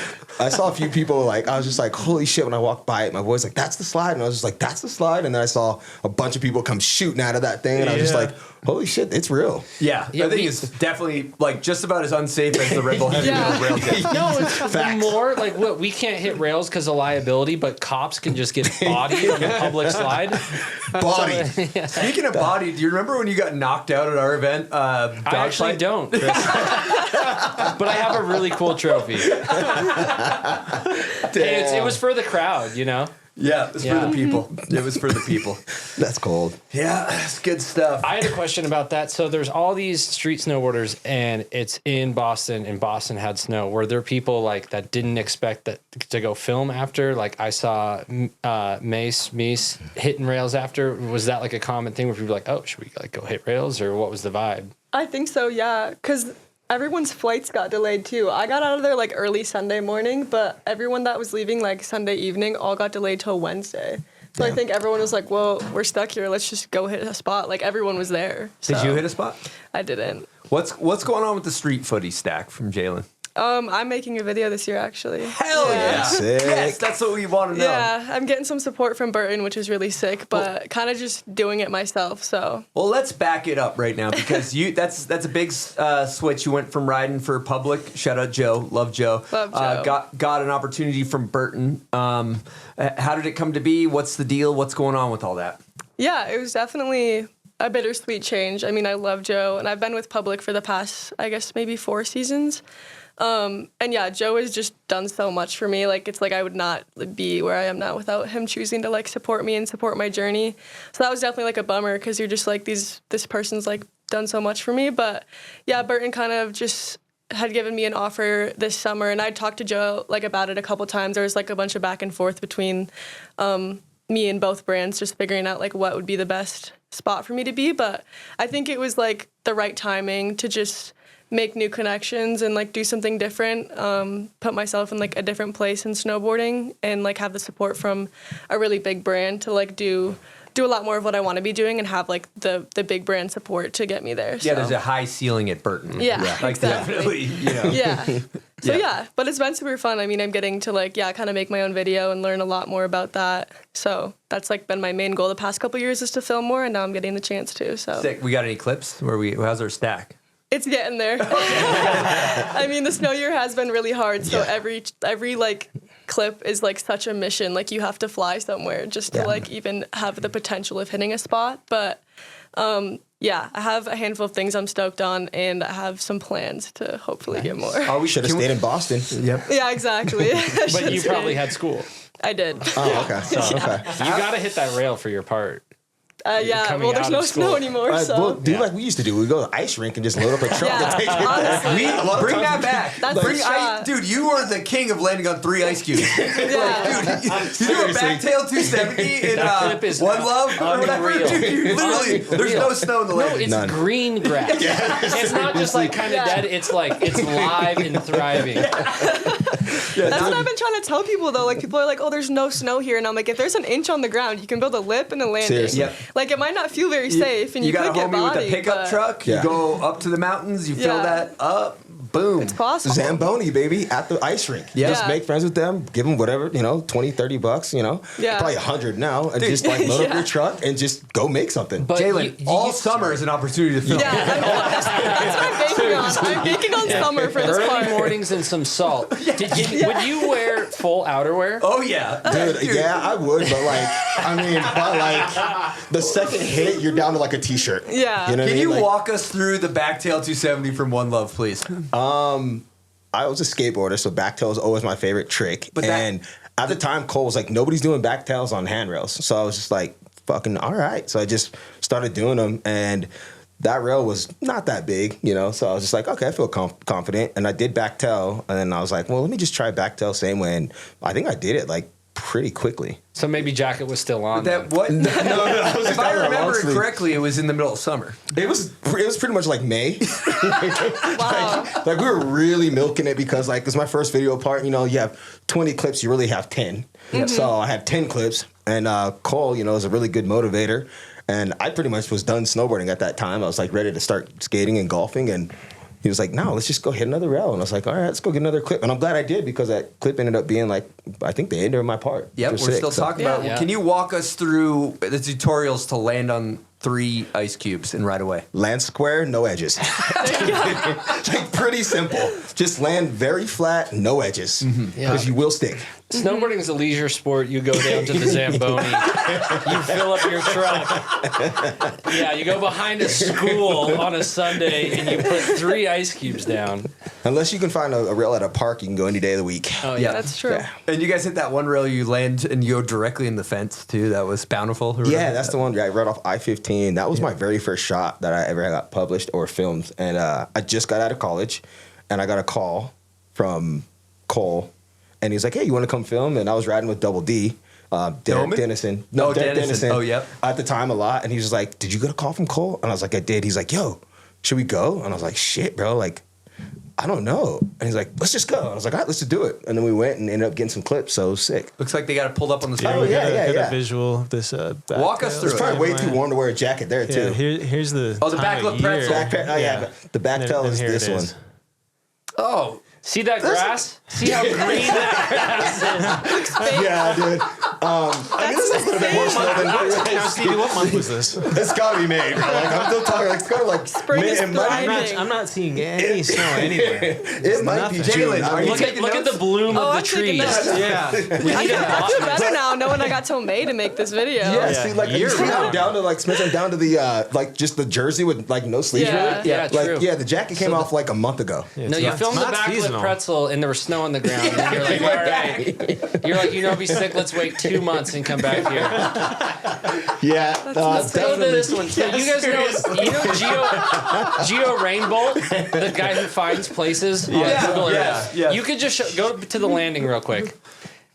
You have the next one. The one just where there's no pause snow. it. Yeah, Yeah, just pause it in the yeah, next yeah. landing. because you can see the This trees. is no Yeah. snow. Right here, you could be like, That's where what is is this? this? And he's That's a like, Russian okay, olive well, tree. so this tree in bloom this year with the shadow coming down off the green blades of grass, like they would find that for sure. Look at the old school wood dropping ramp too. Yeah, Shout out that's to the old school wood dropping ramps. Jaylen, I want to go back for a second. You switched over to Burton. Obviously, everyone knows you got the best nose press in the game. How's that Burton nose press for you? It's still working. It's still working. We didn't lose Yeah, it? no, but Okay, it definitely felt different because the boards that we're riding have like a different camber than the board I was riding for public. So I actually was like talking to Grace about it, and she said something about like seeing a clip of me nose pressing and was like hyped that I could still do it on the other board. But yeah. We got to protect that nose press at all costs. Yes. Oh, yeah. Protect the nose press. Yeah. Yes. Incredible. Love a good nose It's a lost press. art. One other question I have about Burton is: have you gone on a Burton trip and stayed in like a absolutely luxurious luxury sport Airbnb? We did have like a little AM team trip in December. I don't know if it was super luxurious Airbnb. Really? They're skimping on the AM team. On the AM But team, yeah. It did have a sauna that Luke came and used at the house. Oh, so he came down from the pro house to the AM and house? came to the other one. That's a big Yeah. step. It was actually pretty slick though. I liked it. It was like this like 3-story like thing in Minneapolis, and there was just like a bunch of like really random rooms, and like it had a lot of character. I think that's like more fun than. Yeah, they put the AM team in the character we did room. stay. We did stay in a bougie Airbnb that was on a lake when we went to Troll, and that was pretty epic. It was on the same Is that lake. with Zeb and all them? No, Zeb had his own house. Zeb's place yeah. is baller. Yeah, AM house. big dog. So again, the We AM don't put all house. the AM kids in with Zeb. Yeah, it was sick though. It was a fun crew. Yeah, hopefully you get that bump. I feel like when you get to that next level, there's like they got massage therapists, they got like physios. Like I seen the house they get for X Games and stuff. Like it's a baller lifestyle. Yeah, Over here. that's the luxury that we're going for. Burton money, Yeah. baby. Burton money. Yeah. Burton luxury. By the way, all my paychecks said Burton. Oh, and you're on forum. yeah. Every single one of them. Yep. It's nice. All right, people, it's time to talk about the official timekeeper of Bombhole Cup and Natural Selection. We're talking Rocky Mountain watches. Now, they have new and pre-owned watches, a watch for all of your needs. So John, the founder, loves and supports the culture of snowboarding. They align with athletes and adventurers that live hard and let their watches show it. So at Rocky Mountain Watches, their motto is, there's a watch for every wrist. If you're interested in getting you a fly watch, check out RockyMountainWatches.com. All right, Bombhole fam, I got some incredible news for you. We've teamed up with ShadyRays to bring you an exclusive offer. Oh yeah, Silk. And the right gear makes all the difference. That's where ShadyRays snow goggles come in. They've got the perfect goggles to get you on the mountain. Everything you need in one go without the hassle. I got a question, Silk. Yep. What if you want to customize your ShadyRays goggles? That's a great question. I'm glad you asked. They got you covered there too. From lens swap options to strap options, you can build your own setup to ride exactly how you want to ride. What if you don't like the fit of your goggles or you kind of ding them up a little bit? It's a very reasonable worry. A lot of stuff happens out there. They got you covered with broken protection, free 30-day returns, make it easy to swap them out or just send them back. So gear up with premium goggles built for the mountain with the style and protection you need at a price that keeps it all within reach. Yep. So we've teamed up with ShadyRays to bring you an exclusive offer, Silk. What is that offer? Yeah, you can head on over to ShadyRays.com and use promo code BOMBHOLE, and you're going to get a whopping 30% off any snow goggles or polarized sunglasses. Be confident anywhere under the sun with ShadyRays, the eyewear that has your back. Okay, people. We're going to talk about what is one of my favorite products that I use on a daily basis, and that is the Turtlebox Ranger speaker. This thing I keep in my house. I listen to music on it every day. Here's what I like about it. It's got 12 hours of battery life. It's smaller than the other Turtlebox speaker, so you can bring it with you. It's got magnets on it. You're going golfing? Bing! Put it on the side of the golf cart. You got tunes all day long. It's also waterproof. So you can take this thing up on hill on a snowy day, blast some tunes in the parking lot, bring it out on the boat if you got one of those things. It's also drop, crush, and dust proof. It's got stainless steel attachment points, and it's perfect size to bring anywhere you want to go. So if you want to check out the Turtlebox Ranger, it's a great gift for the holidays, great gift for any loved one. Check it out at turtleboxaudio.com. All right, Shredders, listen up. With over 30 years in snowboarding, Vans continues to deliver top shelf snowboard boots for not only their diverse roster of athletes, but everyday riders worldwide. There's literally something for everyone in the Vans range of snow gear. However, we're here to talk about the Infuse, Vans' most popular all-terrain, all-condition boot, featuring hybrid BOA and lacing systems that are built for maximum customization of fit and flex. Embraced and backed by new-gen riders like Ken and Cummins, the Infuse is designed for performance that stands up in any terrain. So hit up your local Vans dealer and check out the Infuse and the rest of the 25-26 Vans Snow lineup. One thing we forgot to talk about, Red Bull Heavy Metal, Silk turned out the edit by 9 a.m. the next morning at Red Bull Heavy Metal. Yep. Round of applause for Silk. Lightning speed. Thank you. Impressive. Yeah, I think I went to bed around like 12:30. It wasn't that bad. Dixon, as a fellow editor, is that impressive? That's insane. Yeah, Jesus Christ. Yeah. Well, the best part is they wouldn't let me go in and film with the athletes. Oh, yeah. I don't know who I was talking to. Sorry for giving you a hard time. No, they kept telling me, you got to get out of here, man. I was like, yeah, for sure. It wouldn't go anywhere. Bombhole, it's hard to get media credentials for anything. Yeah. We're not a respected media company, unfortunately. Really you just bring your own, like the trophies, just like a media badge. They're like, did you bring that? You're like, yeah. It's good. No, Spencer, I just want to do a little check-in. I know trivia was a tough loss. Are you beating yourself up? How are you doing? Yeah, it's not good. I think it's the pressure, maybe the cameras. I was thinking maybe like staying up at like 2:30, like just really going over it in my head, texting you like, are you sure? Are they going to judge me? I thought that was kind of yours to lose, really. Like I thought you kind of had all the answers and I just kind of slipped away, really.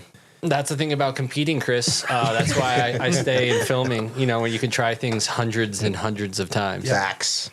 So, right there with you. Silk, you actually won Run Through Wall Trivia. You have your trophy. And then Jaylen, you won as well. Yeah. How does it feel at being a winner and having a trophy? I mean, it was a little bit of like a pity win, so But I would love to get an actual win, but well, you showed up when it counts, when it was clutch. Yeah, that's a real true. win. The tiebreaker That's a real question. win. Yeah, Yeah, two- it feels good. A score of 2, you ended up winning. You feel good about it? Sometimes that's all it takes. I guess Stevie might be a little bit salty. I'm salty right now. I'm not gonna lie. We're talking about rail jams. You cannot land the whole time. Yeah, You're that's battling true. something. You land right All at it the takes is buzzer one. beater. Crowd goes wild. That's it. You won the rail jam. This is not Yeah. a rail jam. Jaylen's got Kind of. the clutch okay, I got gene. you. It's all about the clutch gene, you know? Yeah. Can you show up when it counts? That makes sense. Can I you, didn't. Stevie? Yeah, can I you? didn't. No, he didn't. No, you again? No, Stevie does not show up when it counts. He actually comes back 3 months later with 6 ice cubes. Rumor has it he was trying to back tail and see if they had No comment. Got me. No comment. that Speaking was- of no comment, speaking of media training, I saw Louis Vito recently retired from competition. Yeah. So sad to see him go, unfortunately. Hell of a run for the guy. Hell of a run. He put down a good first run. I was really hyped on it. But the other kids were just going so goddamn big. Yeah. I love you, Louis. Louis, love household Louis. name, legend. Oh, yeah. Dancing with the Stars? Are you freaking kidding me? Yeah. Dude's a beast. All right, we're going to keep this show moving. We're going to FaceTime Robin Van Gyn, see if she takes my call, A lot of calls get vetted by me these days. Getting a lot of I got to screen record first. Hang on. Make sure you're screen recording that. All right. Let's see if she picks up. Is it record? Yeah, we're screen recording. Can I hold your trophy for a minute? Of course. You can have it sit by you for the rest of the show. You want to hold mine? There's going to be he's screen recording. There's going to be a text come in from me like, yo, can we maybe redo the trivia? Robin, Hello. how are you? You're on air. We got Stevie, Dixon, Silk, Jaylen, Hello. and Spencer. Hello. Nice to see everybody. I actually didn't know it was a video, and yeah, this is. We can do a call if you'd prefer. Oh, this is fine. I love it. I'm fine. Hell yeah. Well, let's just get into it with R&D. Why'd you start the event, and what's it all about for the people that are unfamiliar?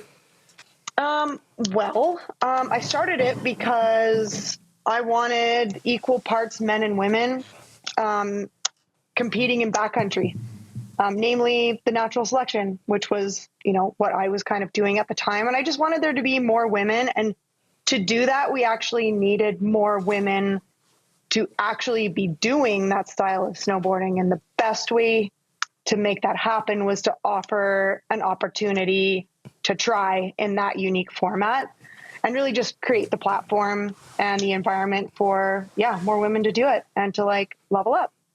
Well, it seems like you succeeded, Robin. It looked like it went off. A couple things I want to talk about. First thing that looks like an absolute hit is the snowshoe, the vert toss for position. Can you walk us through that? Because it looks incredible. Yeah, so we were trying to think of what skills do you need in the backcountry in general. And one of the things we do all the time is, we're at the top of a jump, but we don't want to or a hit or whatever, but we don't want to do it with our backpack on. So you throw your backpack or throw your verts down. And so this was part of how they picked their drop order. And so we had them throw a vert as far as they could, like a discus kind of event. And we just measured them all and it was actually hilarious. Anyone really have a strong showing that impressed you with that? Oh, Ellie Weiler threw it 7 feet further than anybody else. I saw Ellie's clip. It was perfect. It was insane. And that was her second go. Her first go was actually further. It was 83 feet or something. Certified weapon. Yeah. All right. Well, thinking about these up and coming riders, were there any riders that really surprised you that showed up and really kind of blew the doors off the contest unexpectedly? Yeah. I think Yuka Fujimori for us was a big surprise.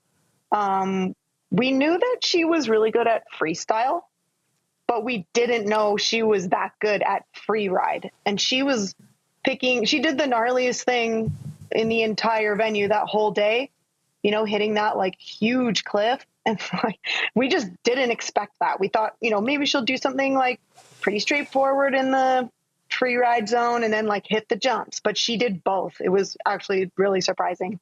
Yeah. Hell yeah. That's incredible. Well, I got the results here. It looks like we got Billy Pelchat first. What really set her aside for those that didn't watch the live? So it's 70-30, right? We're judging 70% contest run, your best run, and then 30% video footage, your best clip, kind of like Olympic skateboarding. And she did a cab 5 in her run on top of doing an insane line in the Oreo, which is the video footage. It doesn't really do it any justice. It's so steep. It's super techy. And she did a nice fluid techy line down there. And then, stomped. She did a front 1 to cab 5 and laced it. It was amazing. Yeah. Damn. Hell of a week for the Pelchat family, or few weeks, huh? No shit. Really? No those guys shit. are on a tear. It's big time. Really cool to see. You should see JF. Yeah, he's been on a tear as well. Did he grace your presence out there? Was he in? Oh, yeah. We put him to work all week. He was digging all week. Sick. Literally he was, shovel guy, shovel bitch kind of situation. But, and then last night he went full Wildcats. Shirt on or off? Sick. Off. Nice. Oh, Perfect. yes. Yeah. I did see an incredible send from Katie Kennedy. Can we talk about Katie's performance and what made her stand out? Yeah, honestly, Katie's footage, it was insane. She filmed half a video part in pretty much one day. Yeah, she was just solid. She grinds it out. I think that's one thing that we really noticed with her in particular.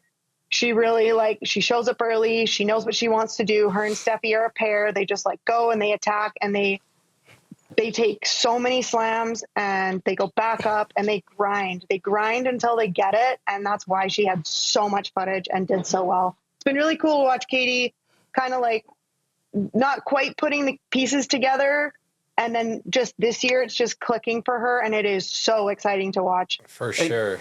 Go ahead, Spencer. Definitely. Just all Katie's clips, being out in Japan, everything. Yeah. You could see what you're saying too. Yeah. You got to respect the send and you want to get it. And then when it all starts to work, it's really cool to see.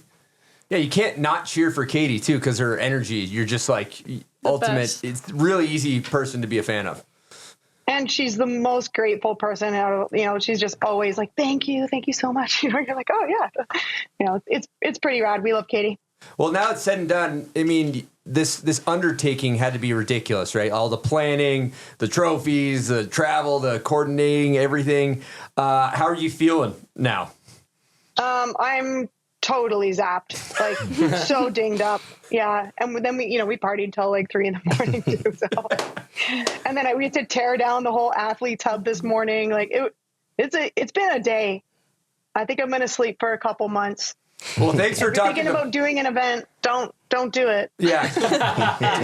It's rewarding, but like. Well, let's talk about that. What's the most rewarding part of this huge undertaking?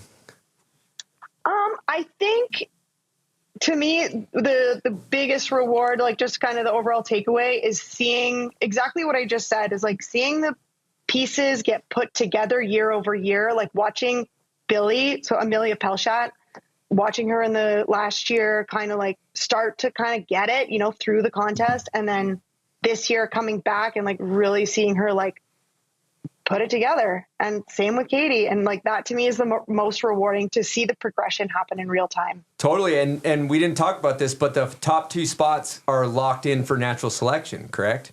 Yes. So then we get to see them go do their thing at natural selection, and Katie will be an alternate. Yes. That's fucking sick.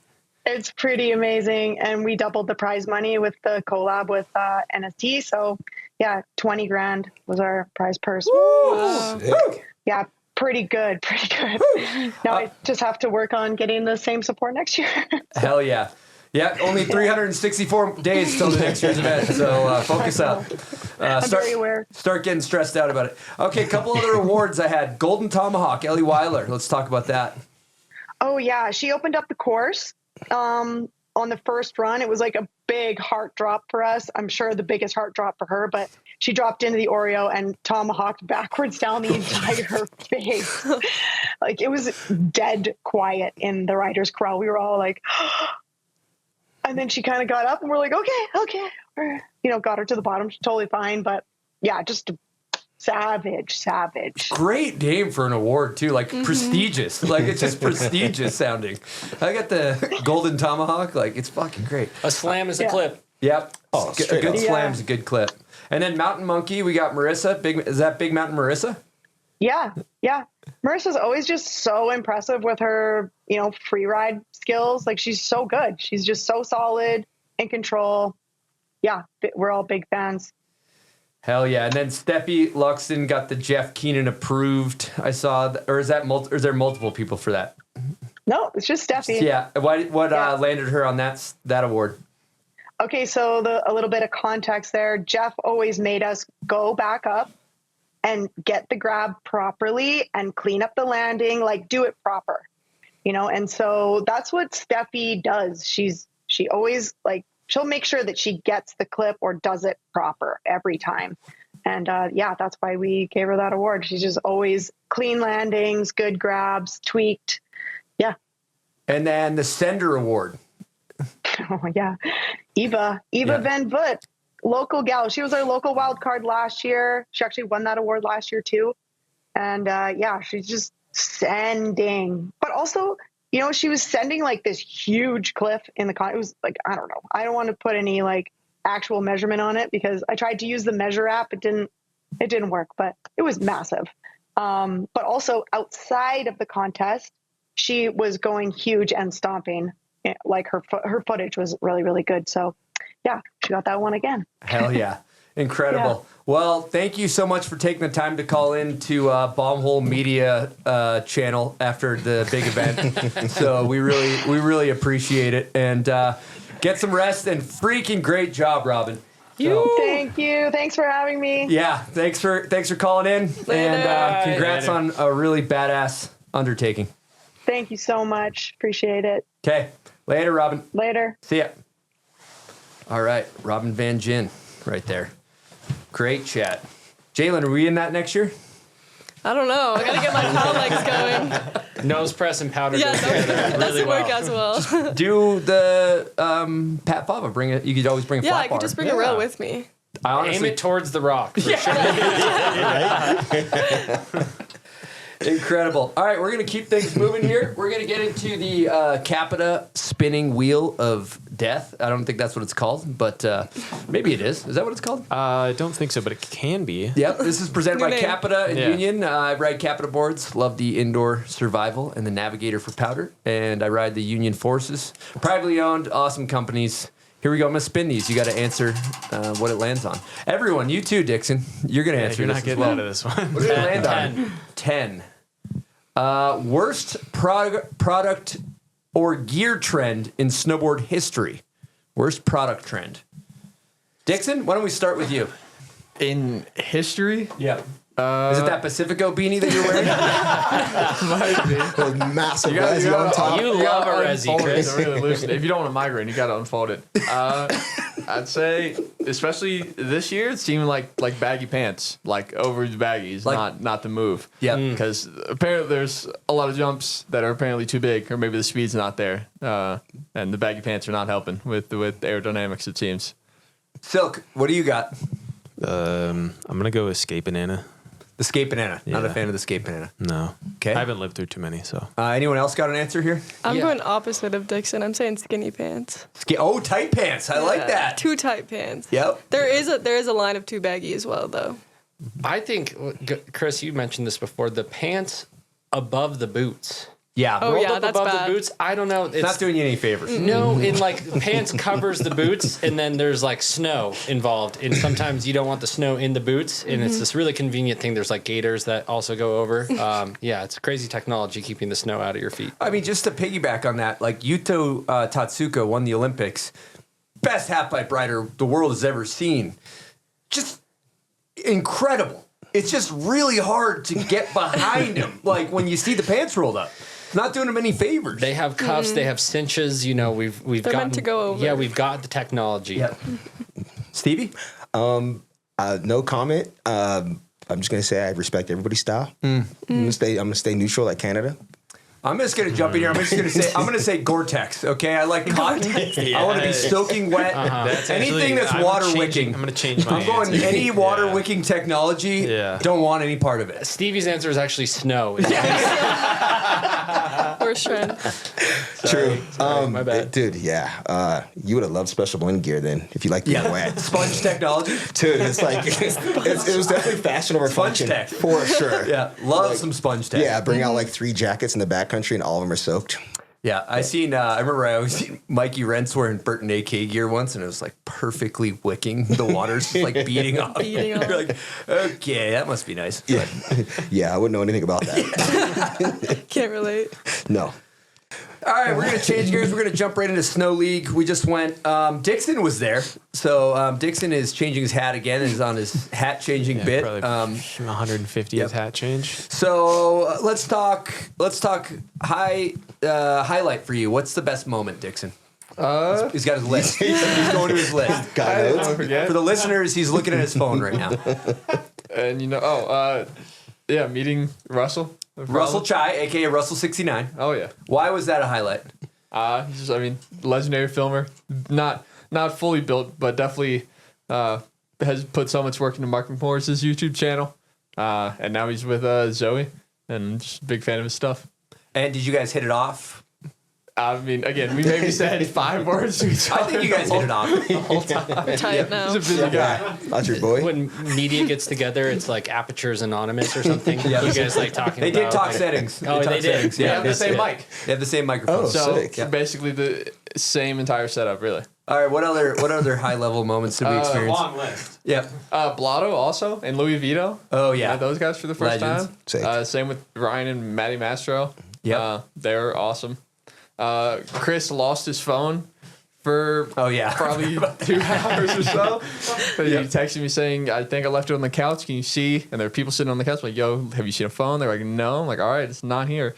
So then we pull up, find my iPhone, and we were just following ourselves, actually, on the map. Yeah, I was following the phone I was holding in my hand, and I was like, I'm right on it. Keep moving. He texted you on the phone that he thought was missing. He's got 2 phones. Oh, He's okay. got 2 phones. So, but I was I was following like, that would be a first time. You have 2 phones? I got 2 phones. That's gangster.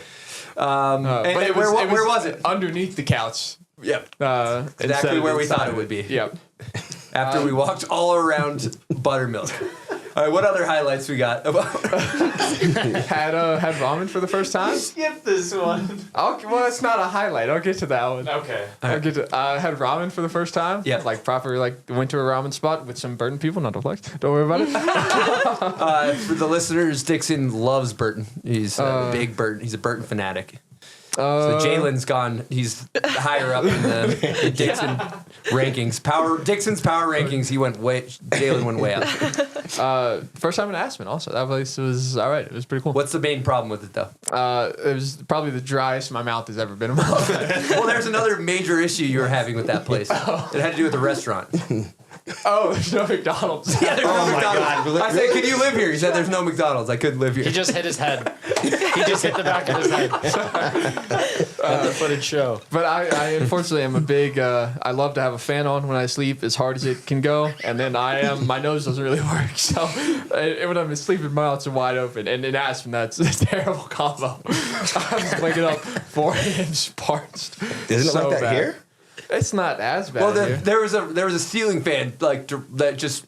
Yeah, he was getting pummeled by a high velocity fan at dry air. Yeah. Oh, I did. Sean White walked past me at some point on the deck, so that was pretty cool. Yep. So walked past you. That's a moment. That's the list I got. What about when Sean? What did he refer to me as on the air? Called you Seam? Oh yeah, he called me Seam. Yep, that was a highlight as well. Yeah, what is that? I got this. Play over Bluetooth. I'll explain that. So for context, during Snow League, they asked me to give my picks of who I thought was going to win. So I went with what I thought were underdogs. So I went on air. I said Jake Pates. I think he's riding confident. I think he's going to get a podium. And then I said Sarah Shimizu, and then I threw to Ed Lee and Sean. And Sean wanted to say I would agree with me, but he didn't know my name. So he opted for the word seam. So here you'll see that clip. And for the women, I would agree with the team. Definitely, I would agree with the team. Definitely, I would agree with the team. Definitely, I would agree with the team. So he agreed with seam. And he's done a bomb hole, yeah? Yeah. Oh yeah. I talked to him for like 2 hours, right across. Seam. Insane. Really quick. This wasn't live, right? No, yeah. The best part was this is a package that we pre-recorded. Could have done another take. I did 3 takes to get mine. He's there nope, nailed it. Sick. Nailed it. You know that you're going to be seen from here on out. On my phone. I'm happy to. Seam. Seam. All right, so the results. Sarah Shimizu won, who was my pick. Obviously, I'm a fucking insider. I know what's going on.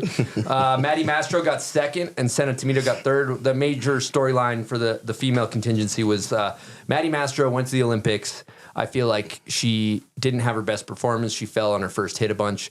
She came to Snow League. She got the monkey off her back, and she stomped a freaking heater, which we all love to see. And she was in good spirits. She was crying afterwards. You knew that meant a lot to her. Also had some great hot takes, Dixon. Would you agree? Oh, yeah. Probably our best interview we had. Yeah. I mean, that's the biggest professional knitter we've ever had, for sure, on Hot Takes. Yeah, you had some hard-hitting questions. About knitting? Oh, yeah. Do you knit, Jaylen? Crochet. Yeah. So we got another one. Do you have any questions for Jaylen? Do you have a favorite yarn to work with versus a favorite yarn to wear? Are they different yarns? Do you have one that you like the look of more, but it's a pain in the ass to work with? True. That's actually such a good question. Wow.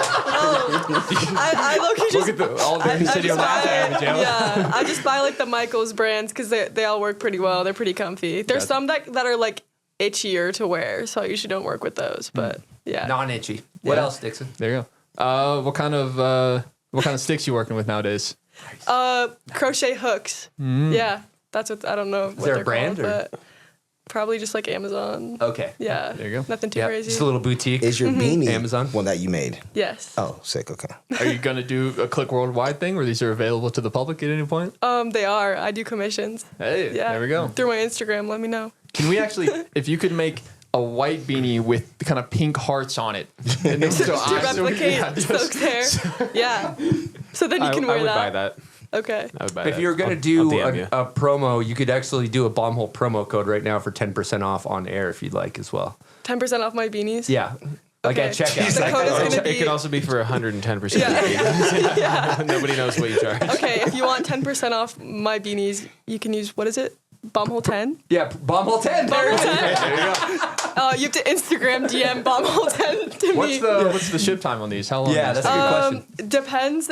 Depends where I'm at, but on travel days I can get them done pretty fast because I'm just like doing it on the plane, so like a couple days. But it really depends on the yarn, what kind of yarn you're working with. You know, You might have hundreds of people DMing you bomb hole 10 after this. Yeah, I hope so. Get me backed up. Do you think Lampshade.brother is nervous about your production? No, I don't think so. Okay. But also he knits, so that's different. Okay. Yeah. What's the No, different it's market? crochet. It's crochet. Is it crochet? Yeah, but it's I'm gonna just stop Do we there. what? Go ahead. I don't think Nick I don't Baden gets know. nervous. So I think we're No, good. his are pretty epic though. They make some good. The Rasta one, I got one of those. It's nice. Yeah. Good stuff. Yeah, Rasta's good. I think there's a big demand for Rasta product. I made Joey Fava a Rust beanie like last year. Clean. Sick. What's the chances that is what Tommy Guessme was saying before the brother when he was? What are the chances you can make an exact replica of Dixon's Pacifico beanie? Yeah. What's the smallest That might size? take me a minute. Is it just beanies? Are you ever gonna expand to anything else? I make other things like tote bags and kind of whatever. There you go. Yeah.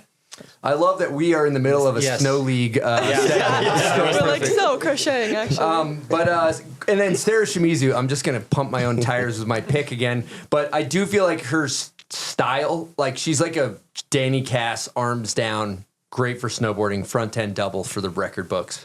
We'll jump into men's. We have a call with Jake Pates in a little bit. Ryusei Yamada won. Yuto Tatsuka got second. And my pick, Jake Pates, got third. And he was battling out for Cam Melville Ives the whole time for that. And it's head-to-head format. Dixon, what did you think of the head-to-head format? Yeah. Oh my God. Well, I mean, yeah. Your answer is yeah. I'd have to agree with Team. I think that again, we were kind of all over the place. Didn't really catch a lot of it in person, but what I saw was sick. Yep. You know. So would you say that you don't not like it? Sounds like exactly you can ask Dixon anything. And his answer's like, well, I don't not like it. I mean, I'm not opposed to it. I guess. I'm not opposed to it. Very indifferent on most takes. Still very unrelatable. Still stuff I will never That's do. what I wanted to see, too, because we were asking Dixon in the lobby. He's like, I don't like watching halfpipe during the Olympics. I was like, really? I think halfpipe's the funnest to watch. And then I thought, when we go in person, maybe it'll change. Has it changed for you? I mean, I feel like I have always had respect for him. I understand that it's hard. I think that was definitely, I got more respect when I saw it in person the first time I got to Utah, and then now at that level for sure, but still just as unrelatable. I'm still, never going to do that. I would still rather just watch a slopestyle. What about when Yuto and Ryusei, they skipped their whole run in the finals, and they both just did giant switch double alley back rodeos? That part's pretty nice. That was cool. I do enjoy that. I respect the amplitude is crazy. And the crashes. You respect the amplitude. The crashes are nuts, and I love a good crash. All right, so. I'd be curious on your guys' takes. When you got big air, you got slope style, you got half pipe. Pipe number one. Which one's your favorite? Your pipe? For the Olympics or for what in this context, yeah, it's ridiculous. Yeah. They go huge. It's like, yeah, you were saying it, Team, and that you're on the edge of your seat, and you are. Like, I noticed, like, when they go off the lip, I would kind of like seize up, and then they land, you're like, okay, and they go up again, you're like, yeah. You're almost kind of like tilting your head whichever way You they're look like spinning. you're You're like, tweaking. yeah. It's unreal. And like under the lights, that like it's just a different echelon altogether. Pipe. Jaylen? I would agree. I think it's such like a quick turnaround between hits. And that's where like in slope, you're kind of, I guess you have like rails in a line, but they usually get a couple turns before they're on something else. And I feel like in pipe, it's all like so quick. You're like holding your breath the whole time for them, just like hoping that they land everything perfectly. So then they have enough speed like for immediately the next hit. And yeah, I'm not very good at pipe, so I also think it's really hard. sick. Yeah, it's really hard. No shade to slope. Like I think I'm more invested in slope. I think maybe to like it's relatable or like the whole thing, but like the pipe as what is just like entertainment, like the spectacle. It invokes the biggest reaction for me, at least. And they spin on such different axes because of the way they're going off the lip. Stevie? Definitely pipe. I love slope, and slope's fun to watch, but again, like there's turns in between it, and you got a mix between rails and jumps. Big air is really dope, but it's just one hit. But pipe is like Spencer said, you're just gripped watching the whole thing, and like just some of the tricks that they're doing these days is insane. And for myself, who used to train in the pipe back in '83, like I rode a Louis Vito and a 22-foot pipe, and I thought I was going blistering speeds at this wall, and I literally barely just bleeped out of it. Like I was like, whew. And I felt like I was just like, oh, that felt good. And then watching people go like 20-something feet, I'm like, how do you even do that? That's like not even fair. I just think there's, in terms of... Are you defending your take right now? I'm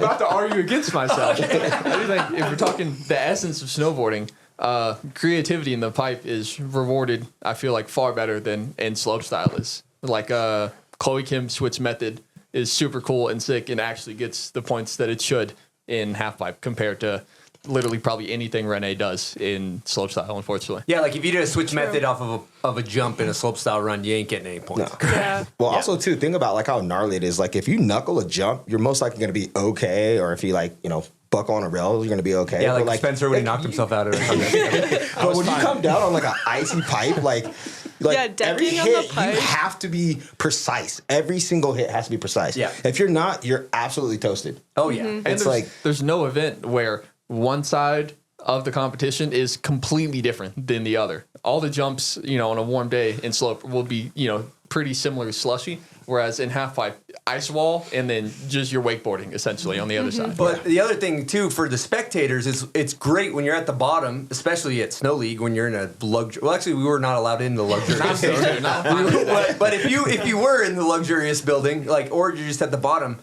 you can see the whole thing. Whereas slopestyle, the top of the course is not going to be an eyesight, which is huge. Silk, what's your take if you were to pick three? Yeah, I'd probably land on pipe. So you disagree with Dixon? Yeah, I would say I disagree with Dixon wholeheartedly. They also didn't let me into the area at Red Bull, so I feel like it's just kind of a common Ball theme. Hole Media is not going to get you far at any of these events. Like, You're not getting any credentials. Your boss is who? Yeah. No. They're like, I will say the security at Snow League, at least on the deck and the pipe, not as tough as I thought it would be. If anybody out there has a camera and wants to give pictures, because they have it, you can, like, pedestrians can walk up to a certain extent. They have it roped off. Just walked under the rope and didn't hear anything. It's going to tighten up after this. Yeah. I think also the McTwist, like seeing Ryusei do a giant McTwist in his run, I was like, fuck yeah, that was awesome. And so does Sarah drops into a sick McTwist. And the other thing that makes Snow League unique is you drop in on both walls. So you have to do a run. You have 3 runs. You have to drop in on both sides. And so people have to do 2 different pipe runs. Sick. And I think that makes it super interesting to see these riders mix up their runs. You're actually supposed to call them athletes if you're on the broadcast. Got a Stern talking to about that. So these athletes have to drop in from both walls. But super cool event. Love Snow League. And we learned Dixon is still not a fan of halfpipe. Again, so much respect. Let's. I want you to meet Sean. You said you walked near him. It would be cool for you to meet him and then also share your opinions. Yeah. I'm a huge fan. He put out my first like forte into snowboarding was Shaun White snowboarding, the Xbox game way back in the day. So I could talk to him about that for a while. Okay. Should talk to him about crocheting. I mean, if he's down. Oh, yeah. One last thing before we get done talking Snow League. We did some hot takes, boots on the ground. It was a great time. Dixon edited these up. He's kind of a editing mastermind, Steven Spielberg, if you will. Anyway, let's have a look. All right, folks, we're here, day 1, Snow League, the Pacifico activation behind me for 21 plus. We got an Airstream, we got beers, we got Jenga, we got a DJ. People are having a good time. Let's check it out. Who's your favorite snowboarder? Shaun White. Shaun White. Shaun White! Biggest fear? Getting 12th at the Olympics? I don't know. Favorite old head? Louis Vito. Right, Louis Vito? Please say Louis Vito. Todd, shots fired. What is the worst trend in snowboarding? I don't think there's any bad trends, and that's like an unpopular opinion. Speakers on the hill. Spin to win. Who are you going to après with tonight? Probably Ryan Walkendorfer. Hopefully you. Words to live by. It's not that serious. Don't knock it till you try it. It's not that serious. Did you coach her that, or did she coach you that? Who coached who? What's the worst trick? Board slide to fakie. Backside board slide. Front one on, switch 180 off. Who's got the best method at Snow League? Kaishu Hirano. What rider has the best style at Snow League? Ayumu. Maddie Mastro. Who's got the worst style? T-Bird. Biggest fear? Clowns. Pooping my pants in public. Double backflip. What's your favorite beer company? Pacifico. Words to live by. What do you got? Send it. Don't miss the shot. Fear nothing and do everything you can. Who is the greatest snowboarder of all time? Zoe Sadowski Sanat. Danny Davis. Zeb Powell. Nate Bozung. Danny Cass. Jen Anderson. Sally Weiler. I'll go T. Ricky. Oh, Manny Mestra! Manny Mestra! Manny Mestra!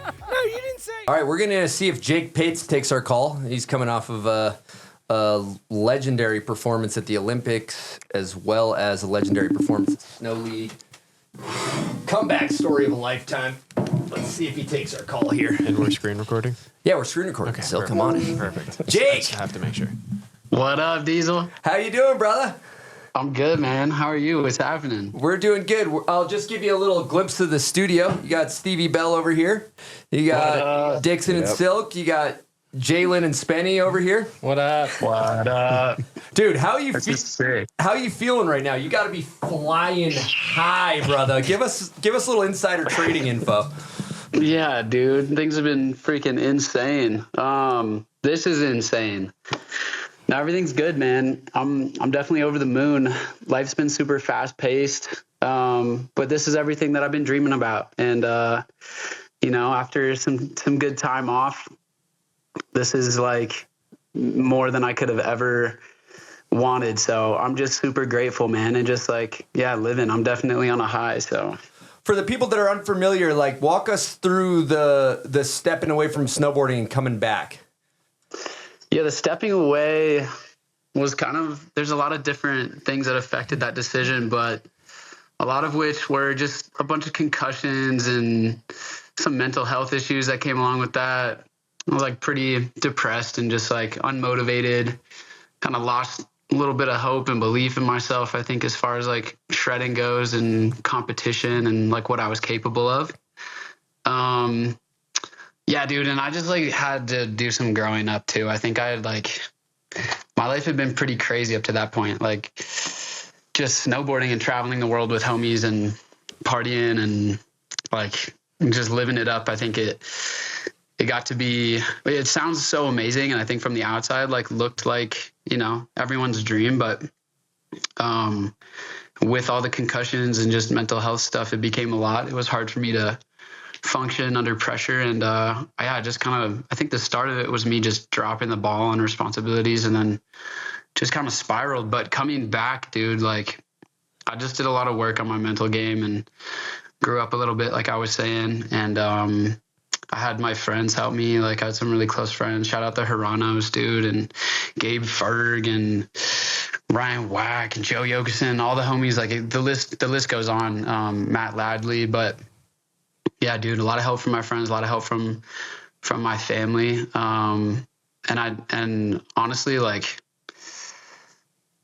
lot of help from some of the things that I did to better my mental health and my brain health, which was different types of treatment modalities, some plant medicine. And then I just kind of found that fire again and that hope again, that belief again. And I think it also just gave me perspective on how amazing my life was up to that point. Snowboarding has given me everything. So I just needed a good kick in the ass, I think, dude. And got super fired up again and started training. Mumu and Kaishu had me out to their crib. And then just from there, dude, just kept going, kept pushing. So hell yeah. It's so fun to watch because you look like you're riding free, you're riding light. It looks like you're having fun out there. It's not this stiff thing. Is that what it feels like when you're competing?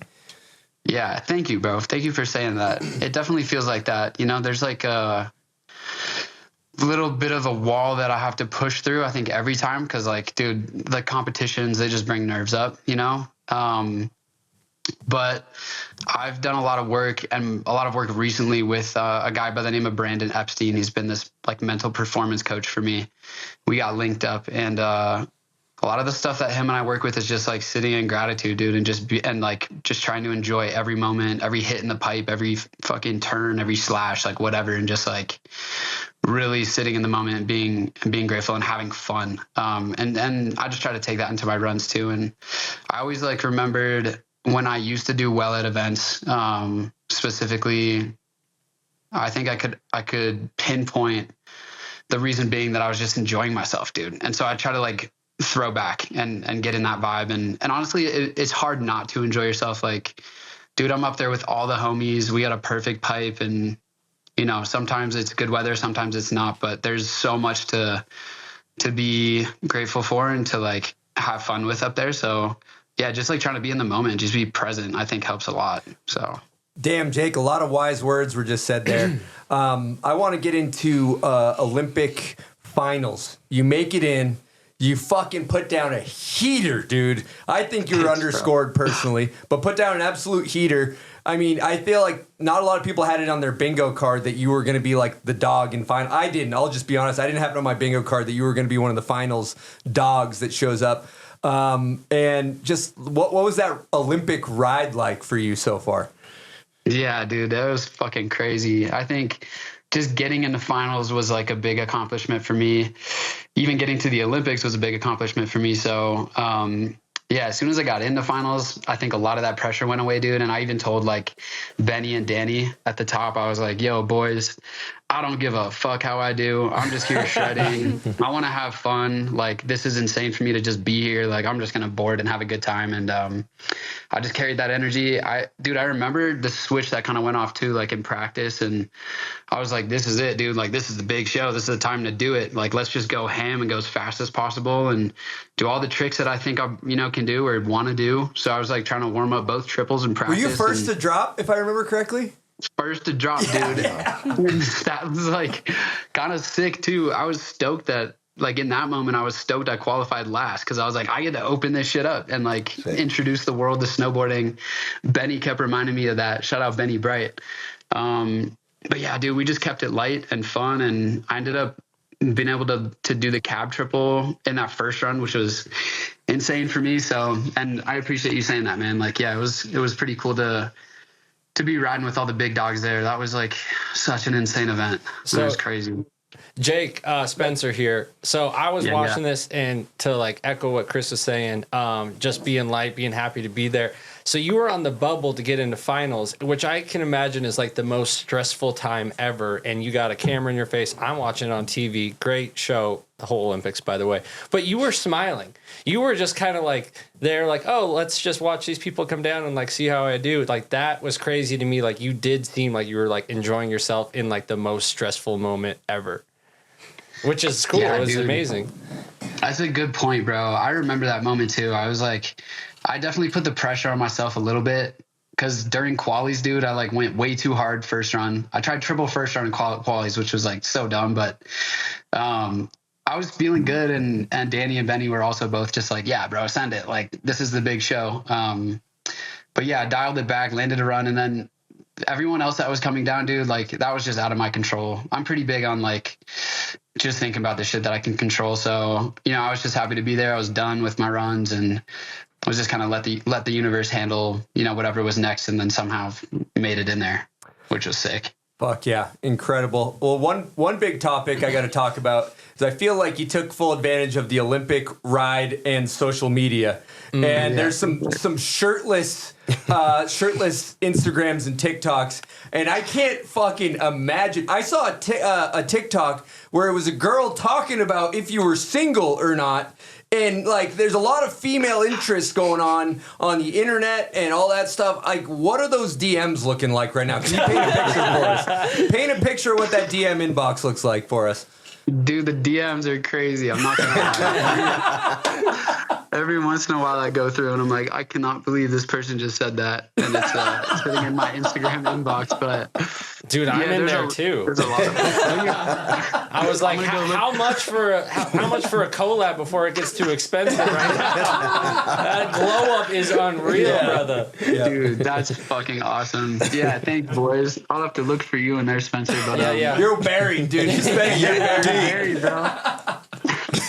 That's funny, man. Yeah, it's been crazy, dude. Me and my brother were just talking, and it was like, Valentine's Day's coming up. I just pulled up the Olympics. There was like a Skims package with some underwear in it. I was like, fuck it. Let's make some funny stuff, have a good time. And it ended up going kind of crazy, but just, enjoying myself. This has been such a wild ride, dude. So like, why not? I knew too, I was like posting some of that stuff, dude.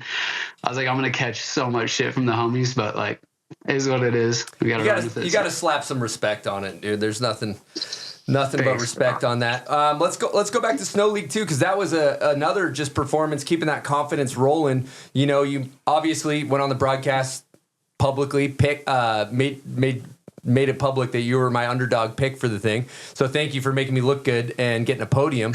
But, you know, the head-to-head format, you had to go all the way through. How many runs did you take? Like, it seemed like, how is that as a competitor taking all those runs?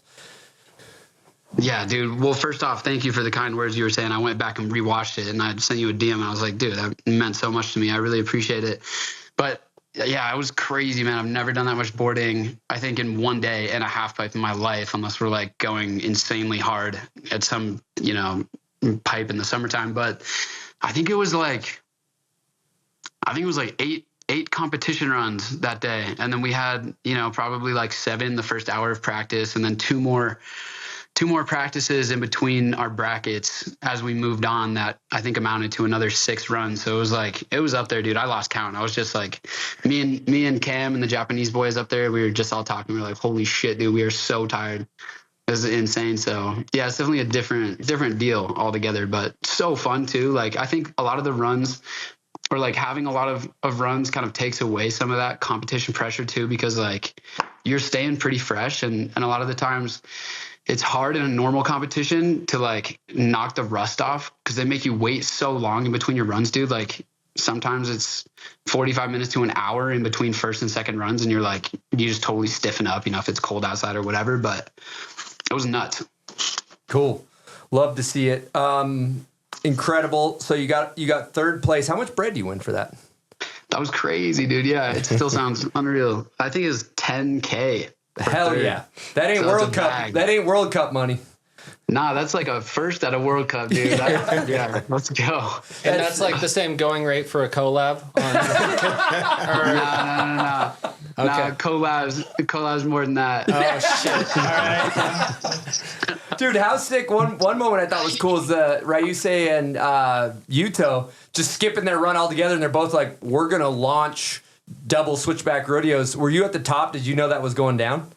How lit is that, dude? No, I didn't know that they were going to do that. I think they kind of, I don't know. I can't understand enough Japanese to know what they're talking about up there, really. But, you know, they did that in China too, which was unreal. It's sick because it like adds a whole nother part of what half pipe could be, at least in a competition sense. But yeah, dude, like everyone was hyped on it. I think Sean was hyped on it. They kept going to him with the broadcast too, and like he was clapping and smiling and stoked. So yeah, dude, that might open up another little avenue for all of us as pipe riders, because it's been pretty standard just to like one half pipe competition. You know, you see like Knuckle Huck and Rail Jam and Big Air and Slopestyle. Those dudes have a lot of different events or disciplines, however you want to call it, and they have opportunities to bag up and show the world what's up. So that's another really cool thing that those two dudes are creating for everybody, which is like so admirable and so sick. 100%. Now you're at the top. You're battling Cam for the podium spot there. Cam Melville Lives. Are you guys like beefing? Are you guys talking? What's the vibe between you guys? Are you vibing him out? No, that's my boy. That's my boy. And dude, the kid doesn't have a bad bone in his body. I could never be angry with him. He's the sweetest dude ever. And just like, honestly, we joke around. He's such a crackhead, dude. He's got ADHD out the wazoo, and he's just like got super golden retriever energy. So we were having a good time, man. We were hugging before it, and his pipe run shows that, dude. His pipe run is full like spastic, incredible. Huge fan, but yeah, that makes sense. Yes, bro. He's all gas, no brakes, and no, it was an honor for me, dude, because that kid is like, I mean, he's already one of the greats, dude, but he's gonna be insane. I mean, I can't even imagine what his future is going to look like as far as the tricks and accolades and just style and everything, man. Like he's got so much going for him. So that was just an honor for me to shred with the boys and especially go up head to head with him. I was sick. So hell yeah. Well, congrats, Jake. Really appreciate it. Thanks for calling into the show. It's been a hell of an interview. So I'll let you get back to it, but appreciate you calling in, dog. Thank you, guys. I appreciate the opportunity. It's good to chat. Later. Thanks, guys. Later, Jake. Thank you. Thanks, Doug. Peace. Jakey Pates. Kids on a tear. Good stuff. Huh, Dixon? Yeah. Big fan of his brother. His brother's sick. Yeah. Oh, yeah. His really brother's good. Really good amazing snowboarder. filmer. And filmer. But yeah. Oh, yeah. 100%. Good Dixon's stuff. like, I don't not like that. Yeah, I like that we got to the bottom of the thirst traps too. What his DMs are looking like. That was a hard-hitting topic, 100%. We're going to jump into other news. We got other news, then we got Patreon questions, we got Instagram questions. So this is when the show really starts to derail, and it's going to be a good time. But starting it off, Torment announced their Riders of the Year, Forrest Bailey and Kokomo Murase. Thoughts on that? As a former Rider of the Year winner, Spencer, maybe you can weigh in on that. Yep. Absolutely valid. I voted. Those were my votes. That feels good. Kind of like when you're saying when you put money on looking someone. for validation. Yeah, right. Yeah, so pretty much I won because I voted right. No, Forrest his footage is ridiculous. He's got his Atlas 2-part. You thought the video ended like 3 times. The last 3 clips and the whole part insane. And then he dropped the GNU part. All filming in Finland, another full banger part that could have been entered in any video. So those 2 stacked up like obvious pick. And then Kokomo for sure, just like been on a tear. I think it was last year was the first 16 landed, and everything she does just looks so dope. So I think perfect awards. Jaylen? I think so too. I think Kokomo has such a sick style too, even though she's chucking off of big slope jumps and doing spins that don't always look that sick. She always has like a really cool kit on too. Like she has the best outfits. 100%. Yeah. Yeah. Well said. Stevie? I don't know much about Kokomo's, but like Forrest always has sick footage. Like I've always been a fan of his, and it was cool to like actually have a conversation with at the Red Bull event and just chop it up. And like I've seen him in a lot of years, but I just like respected his snowboarding like my whole time or my whole career. Like he's always been like a beast. 100%. I feel like he is been in the running for that too. Has he never got it? Mm-mm. Yeah, he deserves it for sure. Yeah. And so I think that double up part just kind of like sealed the deal for someone who's been doing like insane stuff for so long. Yeah. Super cool to see. Yeah, when both those parts came out for me, I was like, yep, Forrest got it. Done deal. For sure. I will say, I think Kokomo's the sickest rider to watch in slope, hands down. The axes, the 16s, the tricks. The one thing where I actually voted for Zoe, and that was because Zoe had great contest results, and she went to Alaska and rode lines and did double corks into powder. So for me, I don't think you can go wrong with Kokomo or Zoe, but that was my pick. And then I just saw, by the time this comes out, there'll be way more awards because we're recording this the week before, but I saw Rookie of the Year, Jess Perlmutter was just announced. Jaylen, you had to be in the running for that. Were you? I think I was in the running, but I think I voted for Jess. Did you? Yeah. Jess is just so good. She's been on such a tear too. I feel like she's placing or winning everything she goes to, and she's been dipping her toes in the street stuff I've seen too, which is pretty sick to see her doing that. And she's an awesome human being too. She's like so fun to be around. 100%. We're lucky to have her in snowboarding, I feel like. Yeah. Like truly loves it for all the right reasons, just wants to snowboard, rides knuckle huck, rides slope style, goes to the rail jams, like just a boarder. Yeah, it's cool to see her kind of start to grow into her own style too, because she is kind of like a slope kid, but then she's doing double sloth rolls at the Olympics, which is like sick. Losing her phone at the Olympics. Yeah, also, she got and Lily, both her and Lily had their phones fly out of their pockets. That's such a They need to start snowboarder zipping those pockets. That's like perfect for snowboarding. Yeah. They're like, what are they doing? They're like, that's pretty normal. Yeah, just these 16-year-olds losing their phones on the big air jump. Also, we got Lord of the Ropes just went down. Have you ever done Lord of the Ropes, Jaylen? I have. I haven't been able to make it back there in the past like 2 years, but I think I did it 2 or 3 times when I lived in Minnesota. Yeah, it looks like an incredible contest. Kyle Kennedy won for the 3rd time. Is he three-peat? Yeah. Damn. Not in a row, but I think he had 2 in a row. I could be wrong on that. But this is the 3rd time in the last 9 years that he's won. And that's head-to-head as well. It's pretty insane, because sometimes there is a little bit of luck that goes into it for which side of the bracket you get placed on and who you get placed against. But the fact that he's won it 3 times is like he's winning that no matter who he's getting. So they don't do male female. It's just everyone, just all genders. which I think is super sick. Yeah. Hell yeah! So then Kyle Kennedy and Skiba were the final on one side, and Nixon, Jibfest, and Brandon Gill were the final of the other bracket. Yeah. And Nixon and Kyle duked it out for the final round, and Kyle got it. So super sick that Nixon made it all the way through too. Yeah, explain. Insanely you only get is it only one run? Yeah, it's just per one bracket, run, right? and it's rider voted too. So you ride down, do your run, your partner does your run, and then you vote at the bottom for the people that go after you. And it's not even scoring, it's just like one or the other. Damn. And then there's a tiebreaker that stands down there too. But so it's pretty quick. It's like you go, if you fall, you know you're out. Yeah, you can play strategy if you're. It's tricky though, yeah, because you do you're the first to go, and you could play it safe and just get a run, hope that they fall, or you go for your crazy trick, and the other person just has to do 50-50. Yeah, there is a lot of strategy for sure. I've gone first before and fallen, and then just been like, well, the other person can just do board side and they'll still win. But then at the same time, you'll see people go first and just put up like a baller run, and then the person that goes after them is like, well, I don't have anything to compete with that. Well, the talent in the Midwest too, I feel like they're so consistent. It's ridiculous. Like a lot of For sure. like a lot of people just can do shit every time. Yeah. It is pretty sick to see people Must like. be nice, yeah. I think they also usually do like 2 or 3 zones where like the first bracket, like everyone's first run will be on like 2 or 3 features put together, and then the next set of the bracket will be on like another zone. So you also like in practice kind of want to hit everything in case you make it past the zone, but you're like, well, you're not hitting the final one if you're not in the last like 2 brackets.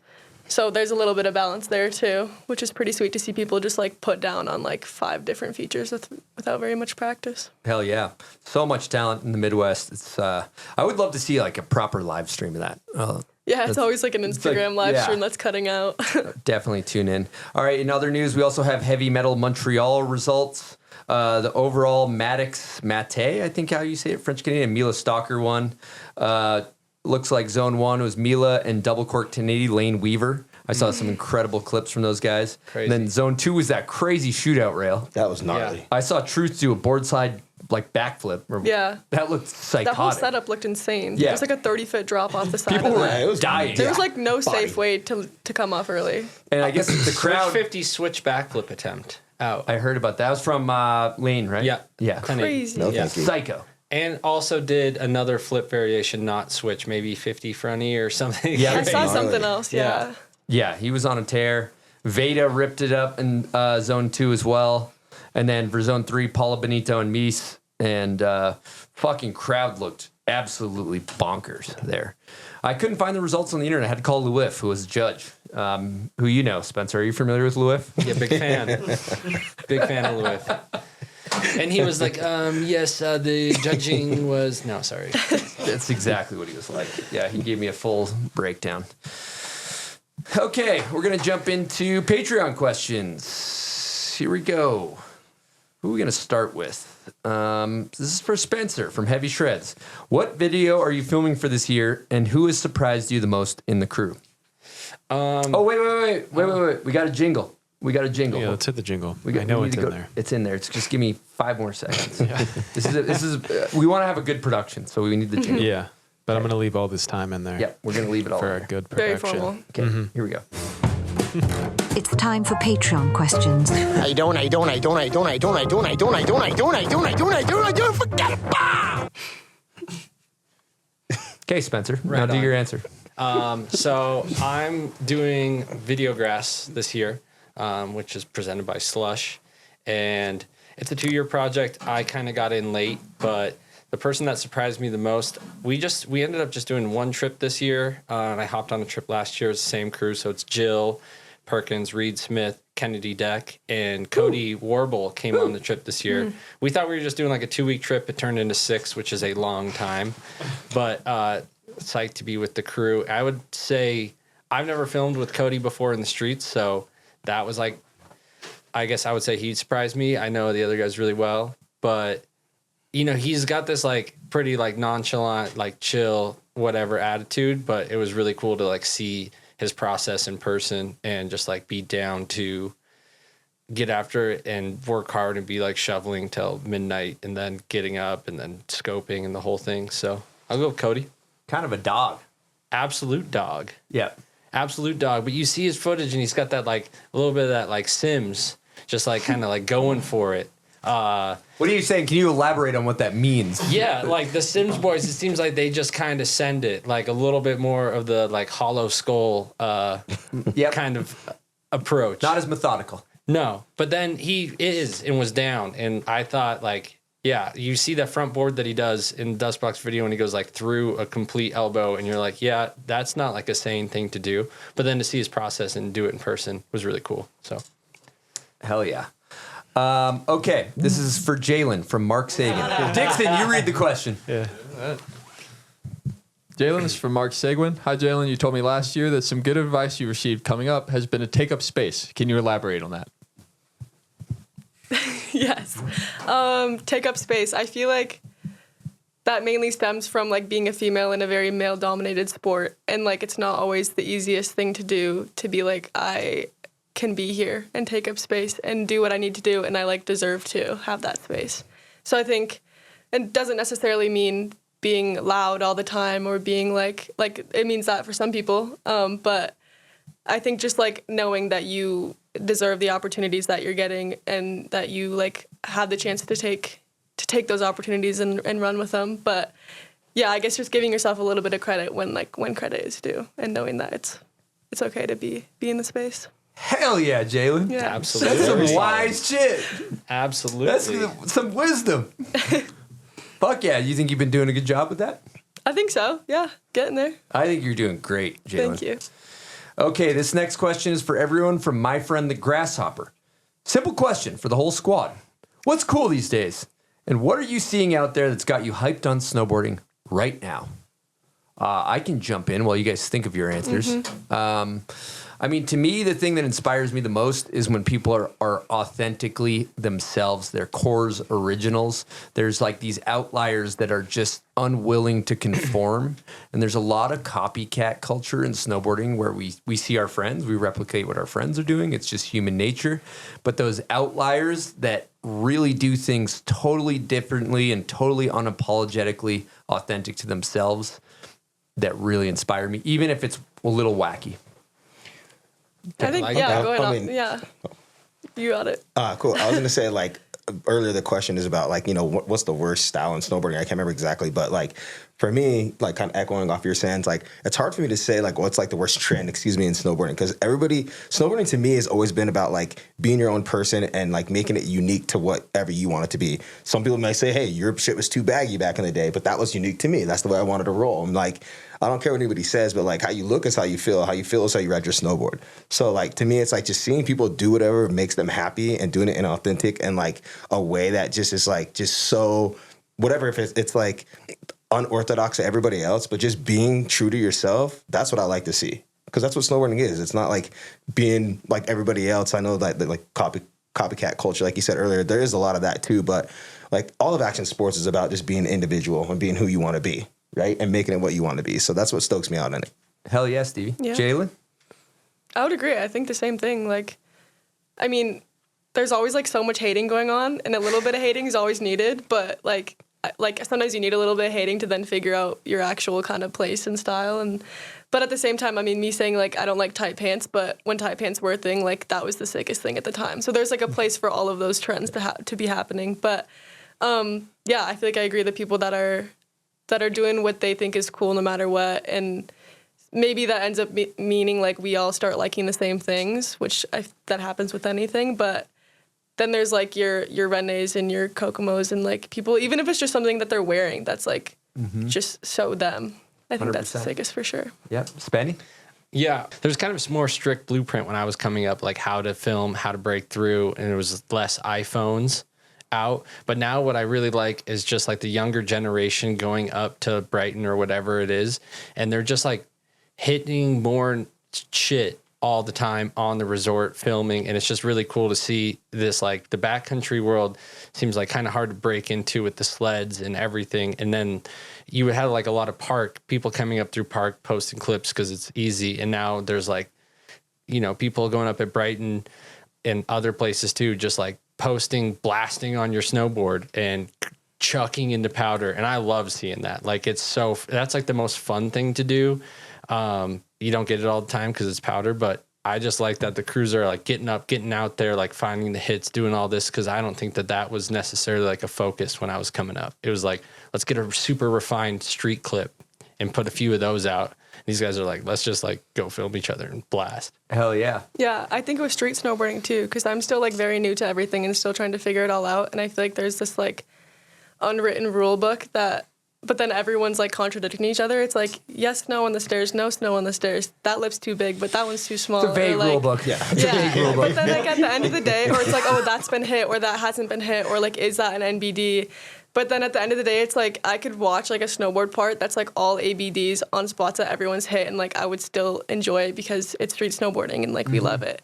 So I feel like I've been talking a lot about that recently with some of my friends because we're like, well, should we hit this or like should we hit that or like is this valid kind of question?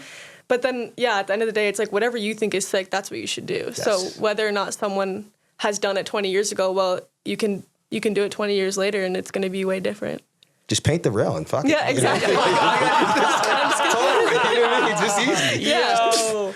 Yeah. I think NBD should be open if you use hockey rink snow. I agree. You know, it's so much more dangerous. That's a new trick. Like everything's wide open. Like Bittner's front board fakie from One Love. Mm-hmm. That one's the true 3 ice cubes. Yes. Like that is so dangerous. Is that the Eisenhower King? Eisenhower King. Yeah. Insane. Yeah. So I'm as a new gen, I'm an old gen. Obviously, I'm a fucking dinosaur. And where are you pulling your inspo from? Like what's really getting you fired up these days, Jaylen? I feel like I've always looked up to like Jill Perkins, Emma Crosby, Grace Warner. Like they all have kind of a similar. I feel like Grace and I have a similar style and bag of tricks, so it's like really relatable when I watch her snowboarding.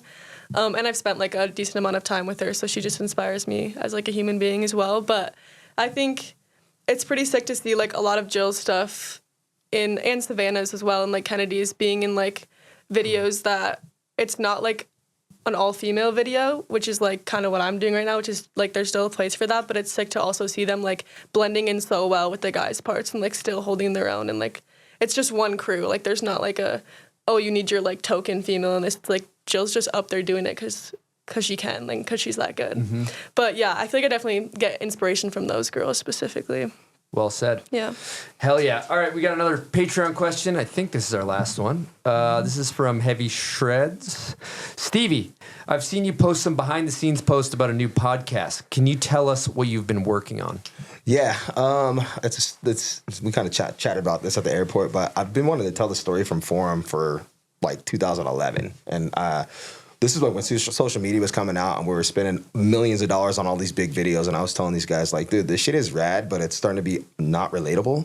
Like people aren't going to go fly out to Sweden and hit a handrail or go to Whistler with a sled. Let's go do some things like the Mystery Series tour. Like I was kind of pitching those ideas, and I was like, well, why don't we give some behind the scenes like looks of what we do? Like what does it look like to be a pro snowboarder? Because people think you snowboard all the time, but actually you don't snowboard at all. Anyways, long story short, they kind of botched the idea and it kind of just sat on the shelf for a long time. And I reconnected with Peter last summer and we started talking about it. Peter Line. Yeah, Pete, the old legend. And he's like, well, let's build a studio. Let's like kind of document it and let's tell the story. So we've been working on that. We've got 15 episodes, 10 are done, and we should be dropping them soon. But it's just telling the story of just the Forum since, I had my history into it. And I think it's not the only important story in snowboarding because there's so many fucking sick brands out there that have really rad stories. But for me, I just feel like that's the one I want to tell. 100%. Forum is a huge part of snowboard culture, snowboard history. Let's like go through some of the names because I seen you posting just people's like in the studio. Like rifle through some names of who's came through. Too. We've had Pat Bridges, we've had Eddie Wall, we've had Travis Wood, we've had Raw Reese, we've had Peter Line, JP, Devin. We've had Ika, Laurie, Duffy was down here. We've even had like Tim Peer, Jeremy Pettit, some like the old filmers, Knox, Dan McNamara, Rob, like some of the in-house guys. Like we've had pretty much like everybody that's had their hand in from like the Resistance days to like. So this is going to be how many episodes are you thinking roughly? Probably 15, 12, probably 13 to 15. We've kind of like, it was 15 originally, but like some of them were like, then you had to cut Rob. But no, we like so. It's like a Rob Rossler situation. No. Let's like don't do me like that, boys. Like I thought we were past that, but no, we're okay. But no, we've like some of them were like, why don't we just make this one episode? So probably like 13, I would say episodes. So who's been your favorite interview so far? Dude, that is such a tough question because like I have so much history with like the second part of form, like Laurie, Ika, and Pat and Eddie. So those are always some of my fun ones or my favorite. But one of my top is like I had Jake Blauvelt, Pat Moore, and who else was on that one? That one was dope. I'm trying to think who else was on that one. Ika maybe or no, Ika and John Jackson. Jackson. Yeah. That one was heavy just because those boys were always like, I always idolized those guys like before I got on the team. So to be friends with them and then like kind of share stories about like back in the day filming. Obviously I wasn't on their level, so I wasn't on those trips with those guys. I was like the B team. So like we were in Montana and they were in Whistler. But that was probably one of my favorite episodes. You were doing switchback 10s. What the fuck are you talking about? Yeah, but that's a warm-up trick for those guys. Did you talk about the bungee situation in Vacation? Did Which that one? ever get? Didn't you like bungee off of a cliff? No, not me. No? No. I mean, folklore. Okay. Just like the PlayStation in my car. Yeah, that's a rumor. That there was a Canute, did you write this one? You like jumped off a cliff with the Banshee bungee, like bungee jump style into water. And that's just made up. I don't know. Maybe I was drunk or some shit, but no, I don't know that I remember. Okay. No, that didn't happen. But so some of these are in person in your studio, and then some of them are they on Riverside. Riverside. Yeah, Okay, because it's like getting a bunch of degenerate snowboarders together and like trying to get them all in one place. Oh, we know that. You're describing my job. Exactly. So like at first I was like bringing everybody in, but I was just like got so tired. I was like, dude, this would be so much easier just to do it online. So we have some in studio. We also had Rob Mathis in studio, which was really rad, because he's got a big part with him. Yeah. Some are Riverside, some are in studio, so there'll be a little mix of it, but it'll be dope. Yeah. Fuck yeah. Do we have an ETA when this is coming out? I would say within the next probably like 3 weeks to 4 weeks. Just oh, because hell yeah. We've got close. I've got an editor knocking these things out, and we've got up to episode 7 pretty much they're done. So that's done. So we're just getting those, and then we had a little issue with like the studio. Like one of my really good homie like had some other issue, like health issues. So we kind of like had to take a step away for a minute there, but we had enough in the bag. Like let's just get these things produced and let's start rolling on it. Fuck yeah. Can't wait to see those. Yeah, it'll be fun. Were you having fun doing the interviews? Yeah, dude. The interviews was fun. Like I just kind of thought like going back to like I was episode 8 on the bomb hole. Yeah. And I was just kind of like, dude, it was so fun. I'm like, just bring that same energy, you know, like, cause I always remember like coming in here, like me and Silk were talking about earlier, like when we came in here and it was just like the garage, bro. Dude, like your bikes are right there, like shit. Yeah. Such a sick vibe. And I just like, man, like if I can just bring half of what the energy that I felt at bomb hole, like it'll be fun, man. And like, so that's what I've been doing. And it was dope, but just organizing everybody is just not my cup of tea. Well, we're here for it. And you're a great personality. So I'm excited to listen to these interviews. That'll be cool. My dog. Hell yeah. All right, let me tell you what I'm excited about, people. These Bubs Naturals Hydrate or Die hydration packs. We are hammering these things at the office all day long. I'm drinking these on the daily, staying hydrated, whether I'm just at work or I'm out getting after it on my snowboard. And one thing people should know is that 75% of Americans are dehydrated. You're talking about losing strength, focus, endurance. You can have some brain fog. So let's hear the science. Your body needs electrolytes. We're talking sodium, potassium, magnesium to actually pull water into your cells. That's where Bubs Hydrate or Die comes in. It's based on oral rehydration solution science, a blend of sodium and glucose that pushes hydration directly into your bloodstream fast. We're talking 2 to 3 times faster than water alone. That's not hype, that's actual data. So whether you're flying, you're climbing, you're drinking, you're working, or you're just up at altitude, you're losing more than you think when it comes to water.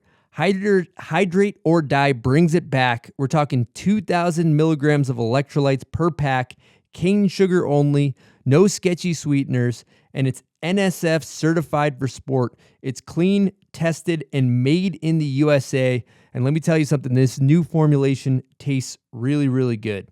So, hydration's not optional. It's the cheat code to keep going. Hydrate smart, hydrate clean, hydrate or die. Head on over to bubsnaturals.com, grab a box.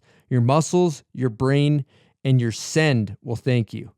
It's bomb hole approved. Let's do this. All right, folks, it's time to talk Joey's Footbeds. Now, if you're like me, you're in your boots all day long. Sometimes the dogs start barking.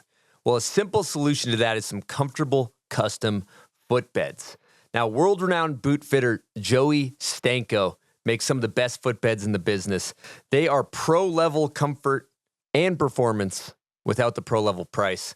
So head on over to joeysfootbeds.com. They're doing free shipping on all orders. And I can't emphasize this enough. Joey Stanko is a freaking legend. He loves the culture of snowboarding, rider-owned brand. So check out joeysfootbeds.com. Get you some custom footbeds. Okay, people, I'm here to talk to you about Kodiak cakes and their frozen waffles. I'm a big fan, and I'm going to tell you why. 1, they're fast. They're extremely efficient when you're trying to feed a screaming child or even a hangry adult like myself. 2, they're delicious. They got all kinds of flavors. I personally love the buttermilk and vanilla. 3, everybody's making New Year's resolutions. You want to stay on track with that resolution? Well, these babies are packed full of protein. We're talking 12 to 14 grams per serving. Great source of fiber, whole grains. You just heat it and eat it. Also, another thing we love about Kodiak is they are a proud supporter of the Bomb Hole and also a proud partner of the U.S. Ski and Snowboard team. So next time you're at the store, check out Kodiak Cake's frozen breakfast items. They're the ones with the bear on the box. Okay, we're going to take a quick break with some hot takes presented by Mammoth Mountain. You know what, Silk? I love that. Okay, first question, favorite park? I'm going Main Park, high-speed quad, hot laps. You're lapping all day, getting reps up. Main Park, final answer. Okay, I like that. Next question, favorite feature? Favorite feature is just going to be the jumps. Small, medium, and large. They're all perfectly built. Can't go wrong with the Mammoth jump. Most iconic feature? That's got to be the deck rail. That thing's been in rotation for over 2 decades. Shane Flood did a switch hot garbage on it back in the day. A little fun fact. Okay, favorite session?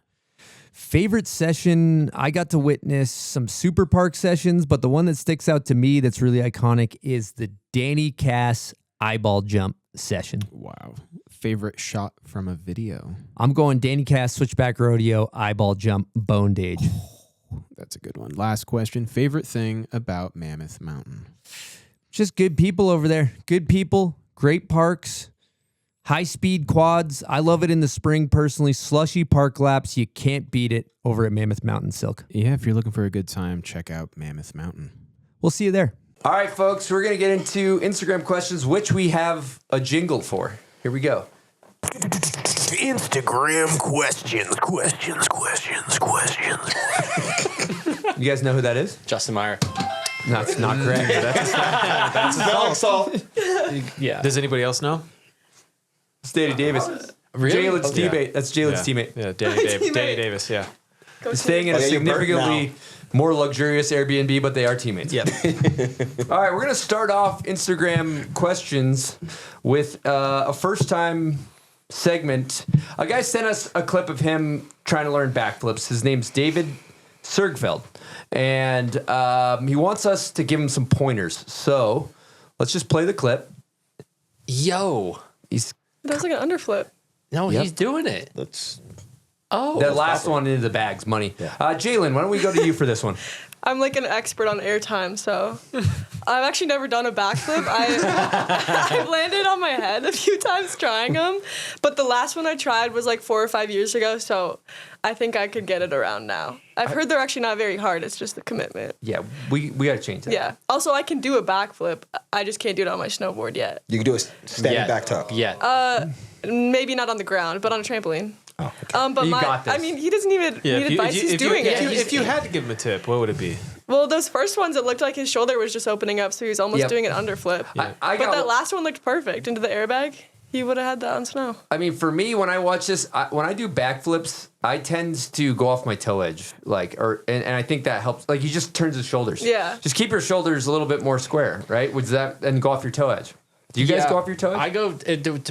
More flat if it's just a backflip, I don't grab. I like to do a laid out back. And at that point, you just go off your tail. You just like ride the snowboard straight up, shoulders back, like parallel with your nose, and then you just tilt the head. Not heel edge. He's on heel edge. Yeah, maybe heel edge. I just go straight off the tail, and then like the last one's more wildcat. So, and the other two, I'm not totally sure. Actually, he said Wildcat Flip Clinic, best tip. So I think he wants the Wildcat. The Wildcat. Okay. Yeah, but it's the same thing, maybe just not turning the shoulders, but not toes or tail. Don't go off your heels. But yeah, pick one because you can do a laid out backflip, and he's like kind of between those, and the last one's a wildcat. So yeah, maybe just get the backflip dialed, then get into getting the grab because it seems like he's kind of in between the two. I'm the same as you. I just go straight off the tail, laid out backflip. I don't touch my snowboard. I don't even think about touching it. Although I haven't done a backflip. That's not a wildcat clinic, though. I know, but I'll just give, hey, you want the pointers, I'll give me the pointers on what I do, you know? Like, I don't do wildcats. In fact, I don't think I've ever done a wildcat in my entire life. I did do a backflip for the first time in like 15 years the other day, and it felt really good. First tee or? Yeah, first try. A wildcat's more of like a side flip almost, too. Yeah. Because you're kind of going like straight back then. Yeah. No advice. Yeah. He's got it though. I feel like he doesn't need advice. He's figuring it out. I feel like first backflip jump is like something poppy, like a wind lip, just to whatever stop. You're going park jump, like you're committed. Yeah, at that super point. Committed. Yeah. All right, we're gonna get into some questions here. This is from @ChillPot. Or Chili Pot. Sorry, our printer's running out of ink here. I don't know if it's chill or chili. You know who you are. You know who you are. What's the secret sauce to doing a front board pretzel? 45 it. No, 45. Zeech it. It's so easy when you Zeech it. Film it from the right. I've done my fair share of Zeeched ones, and it is so much easier. You just want to come around to your heel edge, kind of put the heel edge down at 90 degrees and just scrub that last moment of truth and One Love though, you're fucking that's not you, but in general the movie, it was like a different era where you could just I was just gonna say if you revert back to like earlier topics where we showed my backlip pretzel, I am not squared up with the rail. When you said backlip, just saying give yourself a little bit of time to get yourself really square with the rail. But I think my full advice is like a little bit more towards the front foot, not on the front foot, just inside the front foot, but keep those shoulders open and keep your core tight. Keep your core tight because that's your elastic band when you come to spin around. Really tense up. Yeah. Just keep it tight and then use that to whip your legs around. And keep it 45. How I try to explain it to people too, like if you're regular, you're like scooping the right side of the rail. So whatever the opposite side of the rail is, when you get to the end of it, it's almost like you're scooping that side of the rail and using that side of the rail to push off to then get like your back foot up and around. But it's also an easy trick to learn because you can do it Zeeched and you can just like continue to go further and further towards 90. Yes. And point your back arm where you want to land. Also, pay attention to always. Those were actually legitimate tips. Like if your back arm, like think about when you front board, your arms are like parallel with the rail. Wait a second. Mine are straight up in the air. Take your back arm.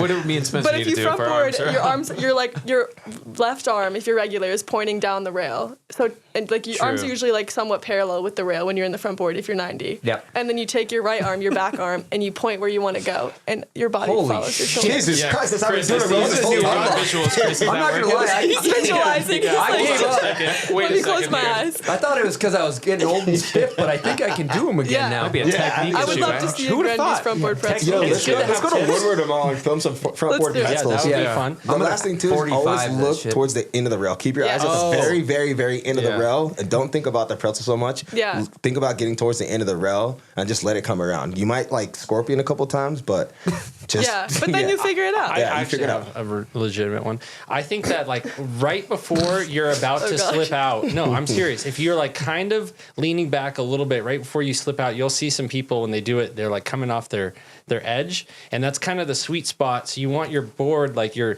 weight kind of back, like you're gonna slip out.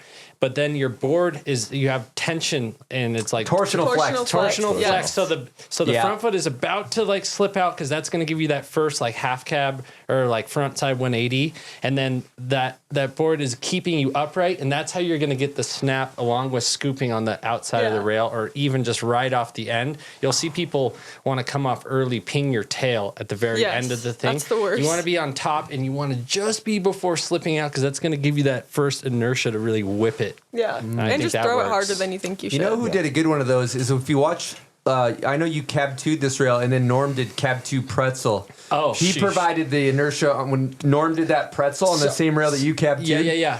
I think he did a really good job with that. So I did a cab 2, and then he went back and did a better trick. Is what you're getting at? Yeah. I know what you're saying. But fun fact is doing them on kink rails, it redirects your. So if you go through a kink rail, then it offsets. So your you could have kept two pretzel dip, but you went and kept two fakie. Listen, I was thinking about going to regular. I just did a cab 2 to regular. I like the one to fakie. We don't need to get into that. But if you've noticed, people do like Jed's backlip pretzel on the Providence kink. You're doing backlip, and it's like Sexton has one too in Norway, I believe, triple kink. When you go through the kink, it resets your momentum, and then if you're on top of the rail, then it's easier to do.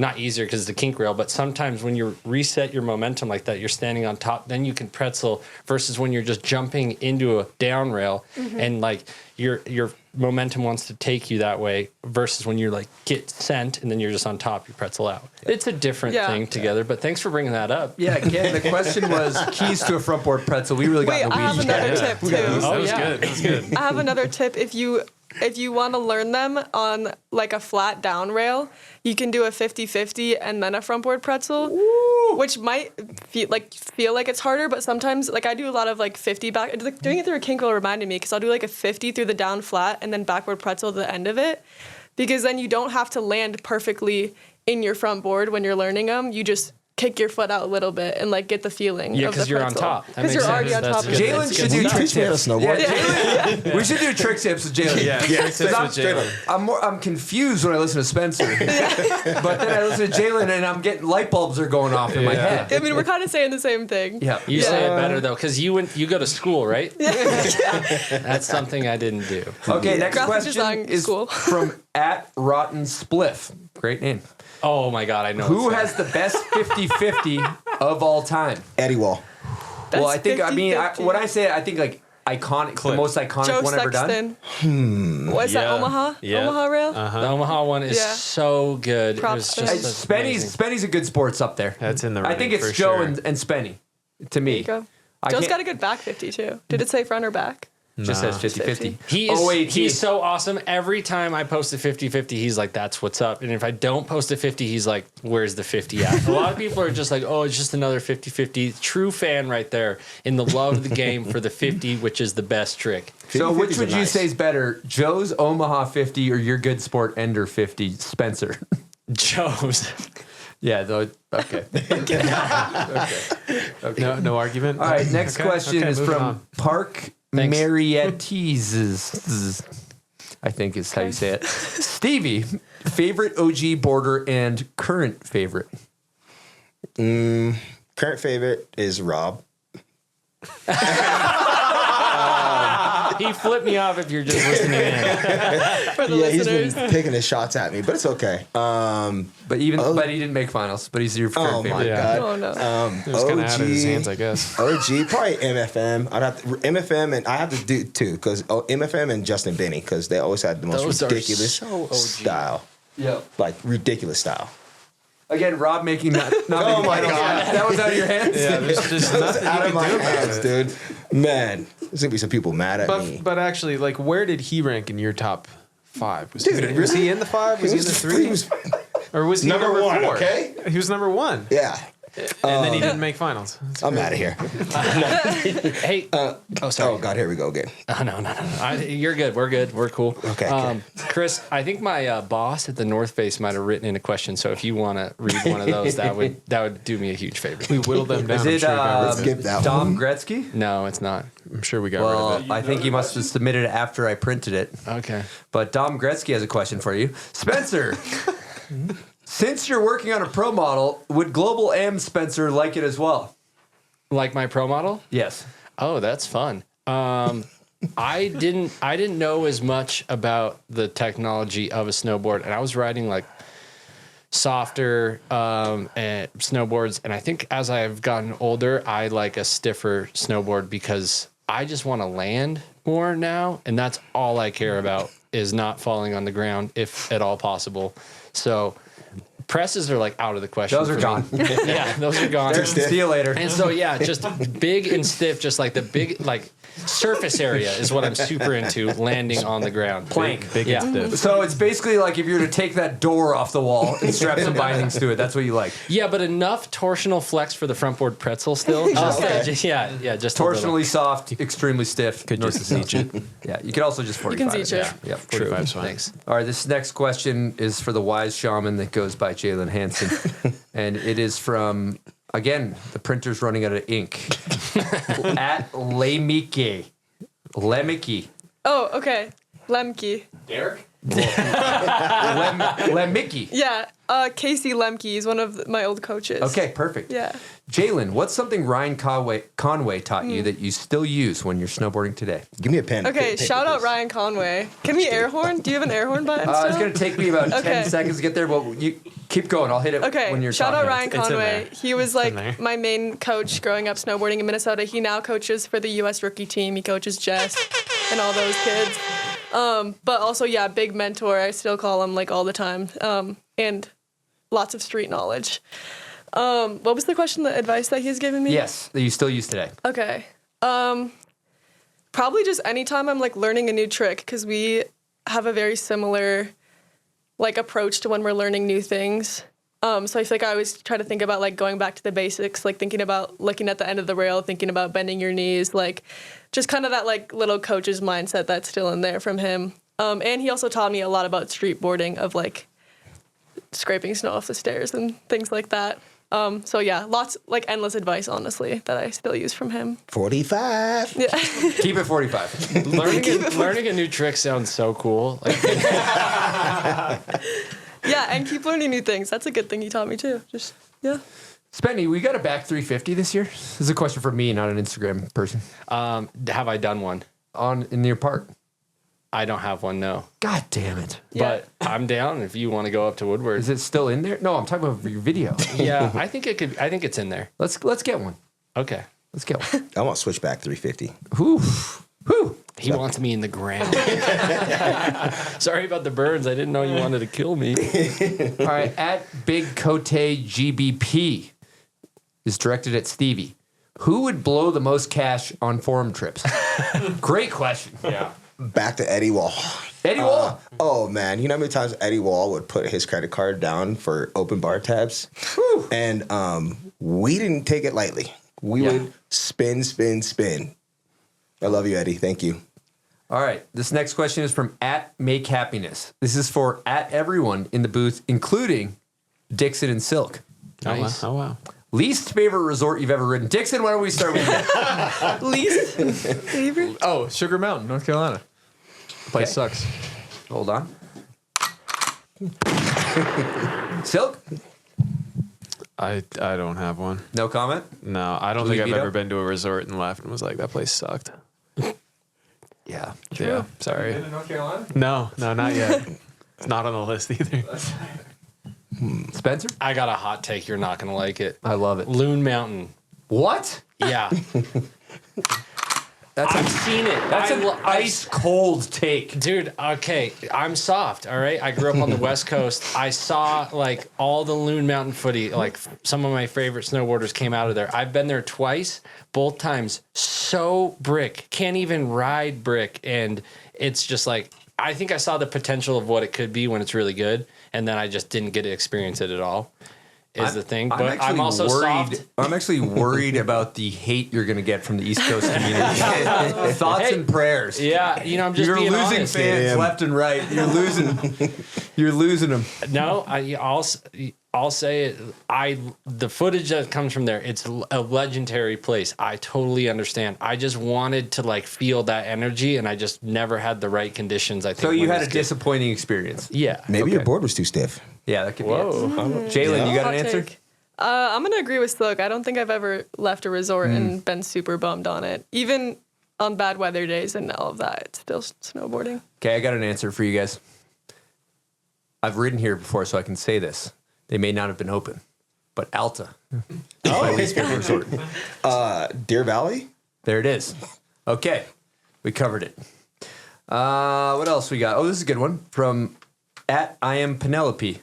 It's not a question. It literally is just a statement that says, I knew you were going to bring this up, too. Jaylen eats eggs and peanut butter together. That's actually kind of fun. I have to explain myself. She told me this morning. What the smell has been this whole time? She told me this morning. She was like, I submitted a statement, and I knew that you were going to see that and put it on here. Okay, in my defense, this is something that my dad does. So, like, I just grew up used to it, I guess, and also knew that it was still okay. Like people put ketchup on mac and cheese. I don't do that. I think that's weird. But I go English muffin, peanut butter, scrambled eggs. I could see it. Still weird. No, there's. I agree that it's weird, but peanut butter and savory foods. Think of Thai but it's not food. Thai bad. food has hella peanuts in it, and that's like a pad Thai has Also- eggs. We're talking and about peanut. But the peanuts give it like a different texture. But that's like, texture-wise, it's adding peanut butter something. is like smooth. It doesn't really do anything. Like it doesn't Exactly. contradict. Exactly. What's the I'm gonna point? You try should this. try. I'll Have you ever try it heard of once. the peanut butter toast with pickles and sriracha? That's twisted. It's a thing.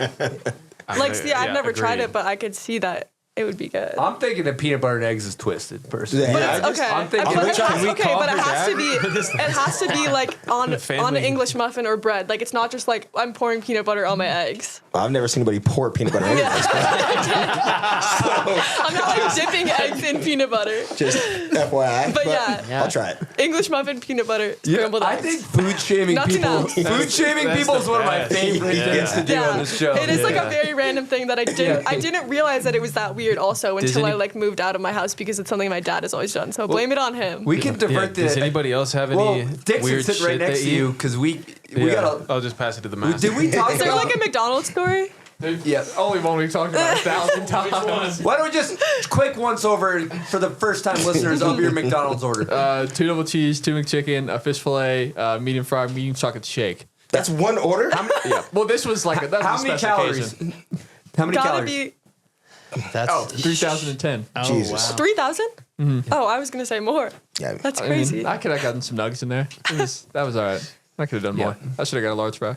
Yeah, we had Indian food the other day for the first time with Dixon. I said, "How do you like it?" He said, Did not like it. "He did. I don't not like it. Tastes like chicken and rice." So Really exploring right now, huh? I just had ramen for the first time. Like, really exploring. That's pretty good. Ramen's my favorite. Branching out. all right, another question from @I am Penelope. This is a good question. Another one. How has the snowboarding community supported you in a time of need, conscious or not? Jaylen? I think it supports me mentally every day, whether or not it's the winter season. I think being outside when it is winter, I guess you're outside a lot. You're with people that are supporting you, bringing you up. You're pretty much always having a good time, even if you're like slamming, like you're usually like out and it's sunny or snowing or whatever. I think it's just really good for my mental health overall. It's like an activity and you're outside and you're with your friends. God damn, another wise shaman answer from Jaylen. She's Let's kind of start taking spitting notes. bars on here. Holy shit. All right, we'll do a couple more questions. I We'll got get out one of here. for that. That's serious. Oh, yeah, go ahead, Spencer. Sorry. That was for everyone, not just Jaylen. But she kind of dropped. Mike's dropped it. So, this has to do when Ojo passed away. So, huge pillar in the snowboard community, but good friend.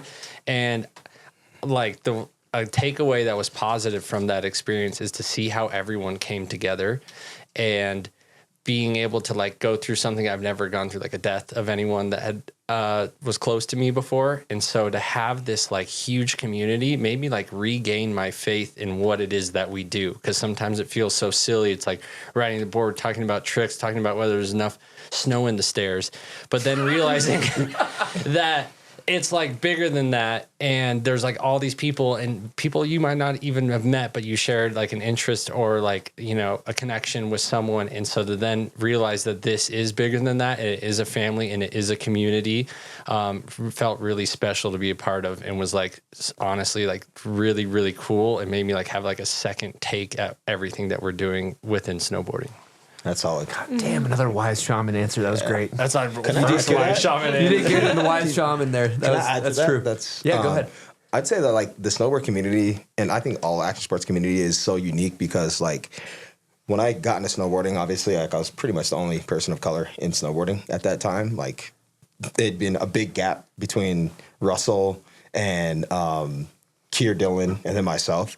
But like, even though I faced a lot of hate from just like internet warriors and people like that, but I just felt like the actual community itself, whether it was brands or riders, just made it feel so comfortable for me that I felt like I belonged. And that was huge to me because it was a boost to my confidence.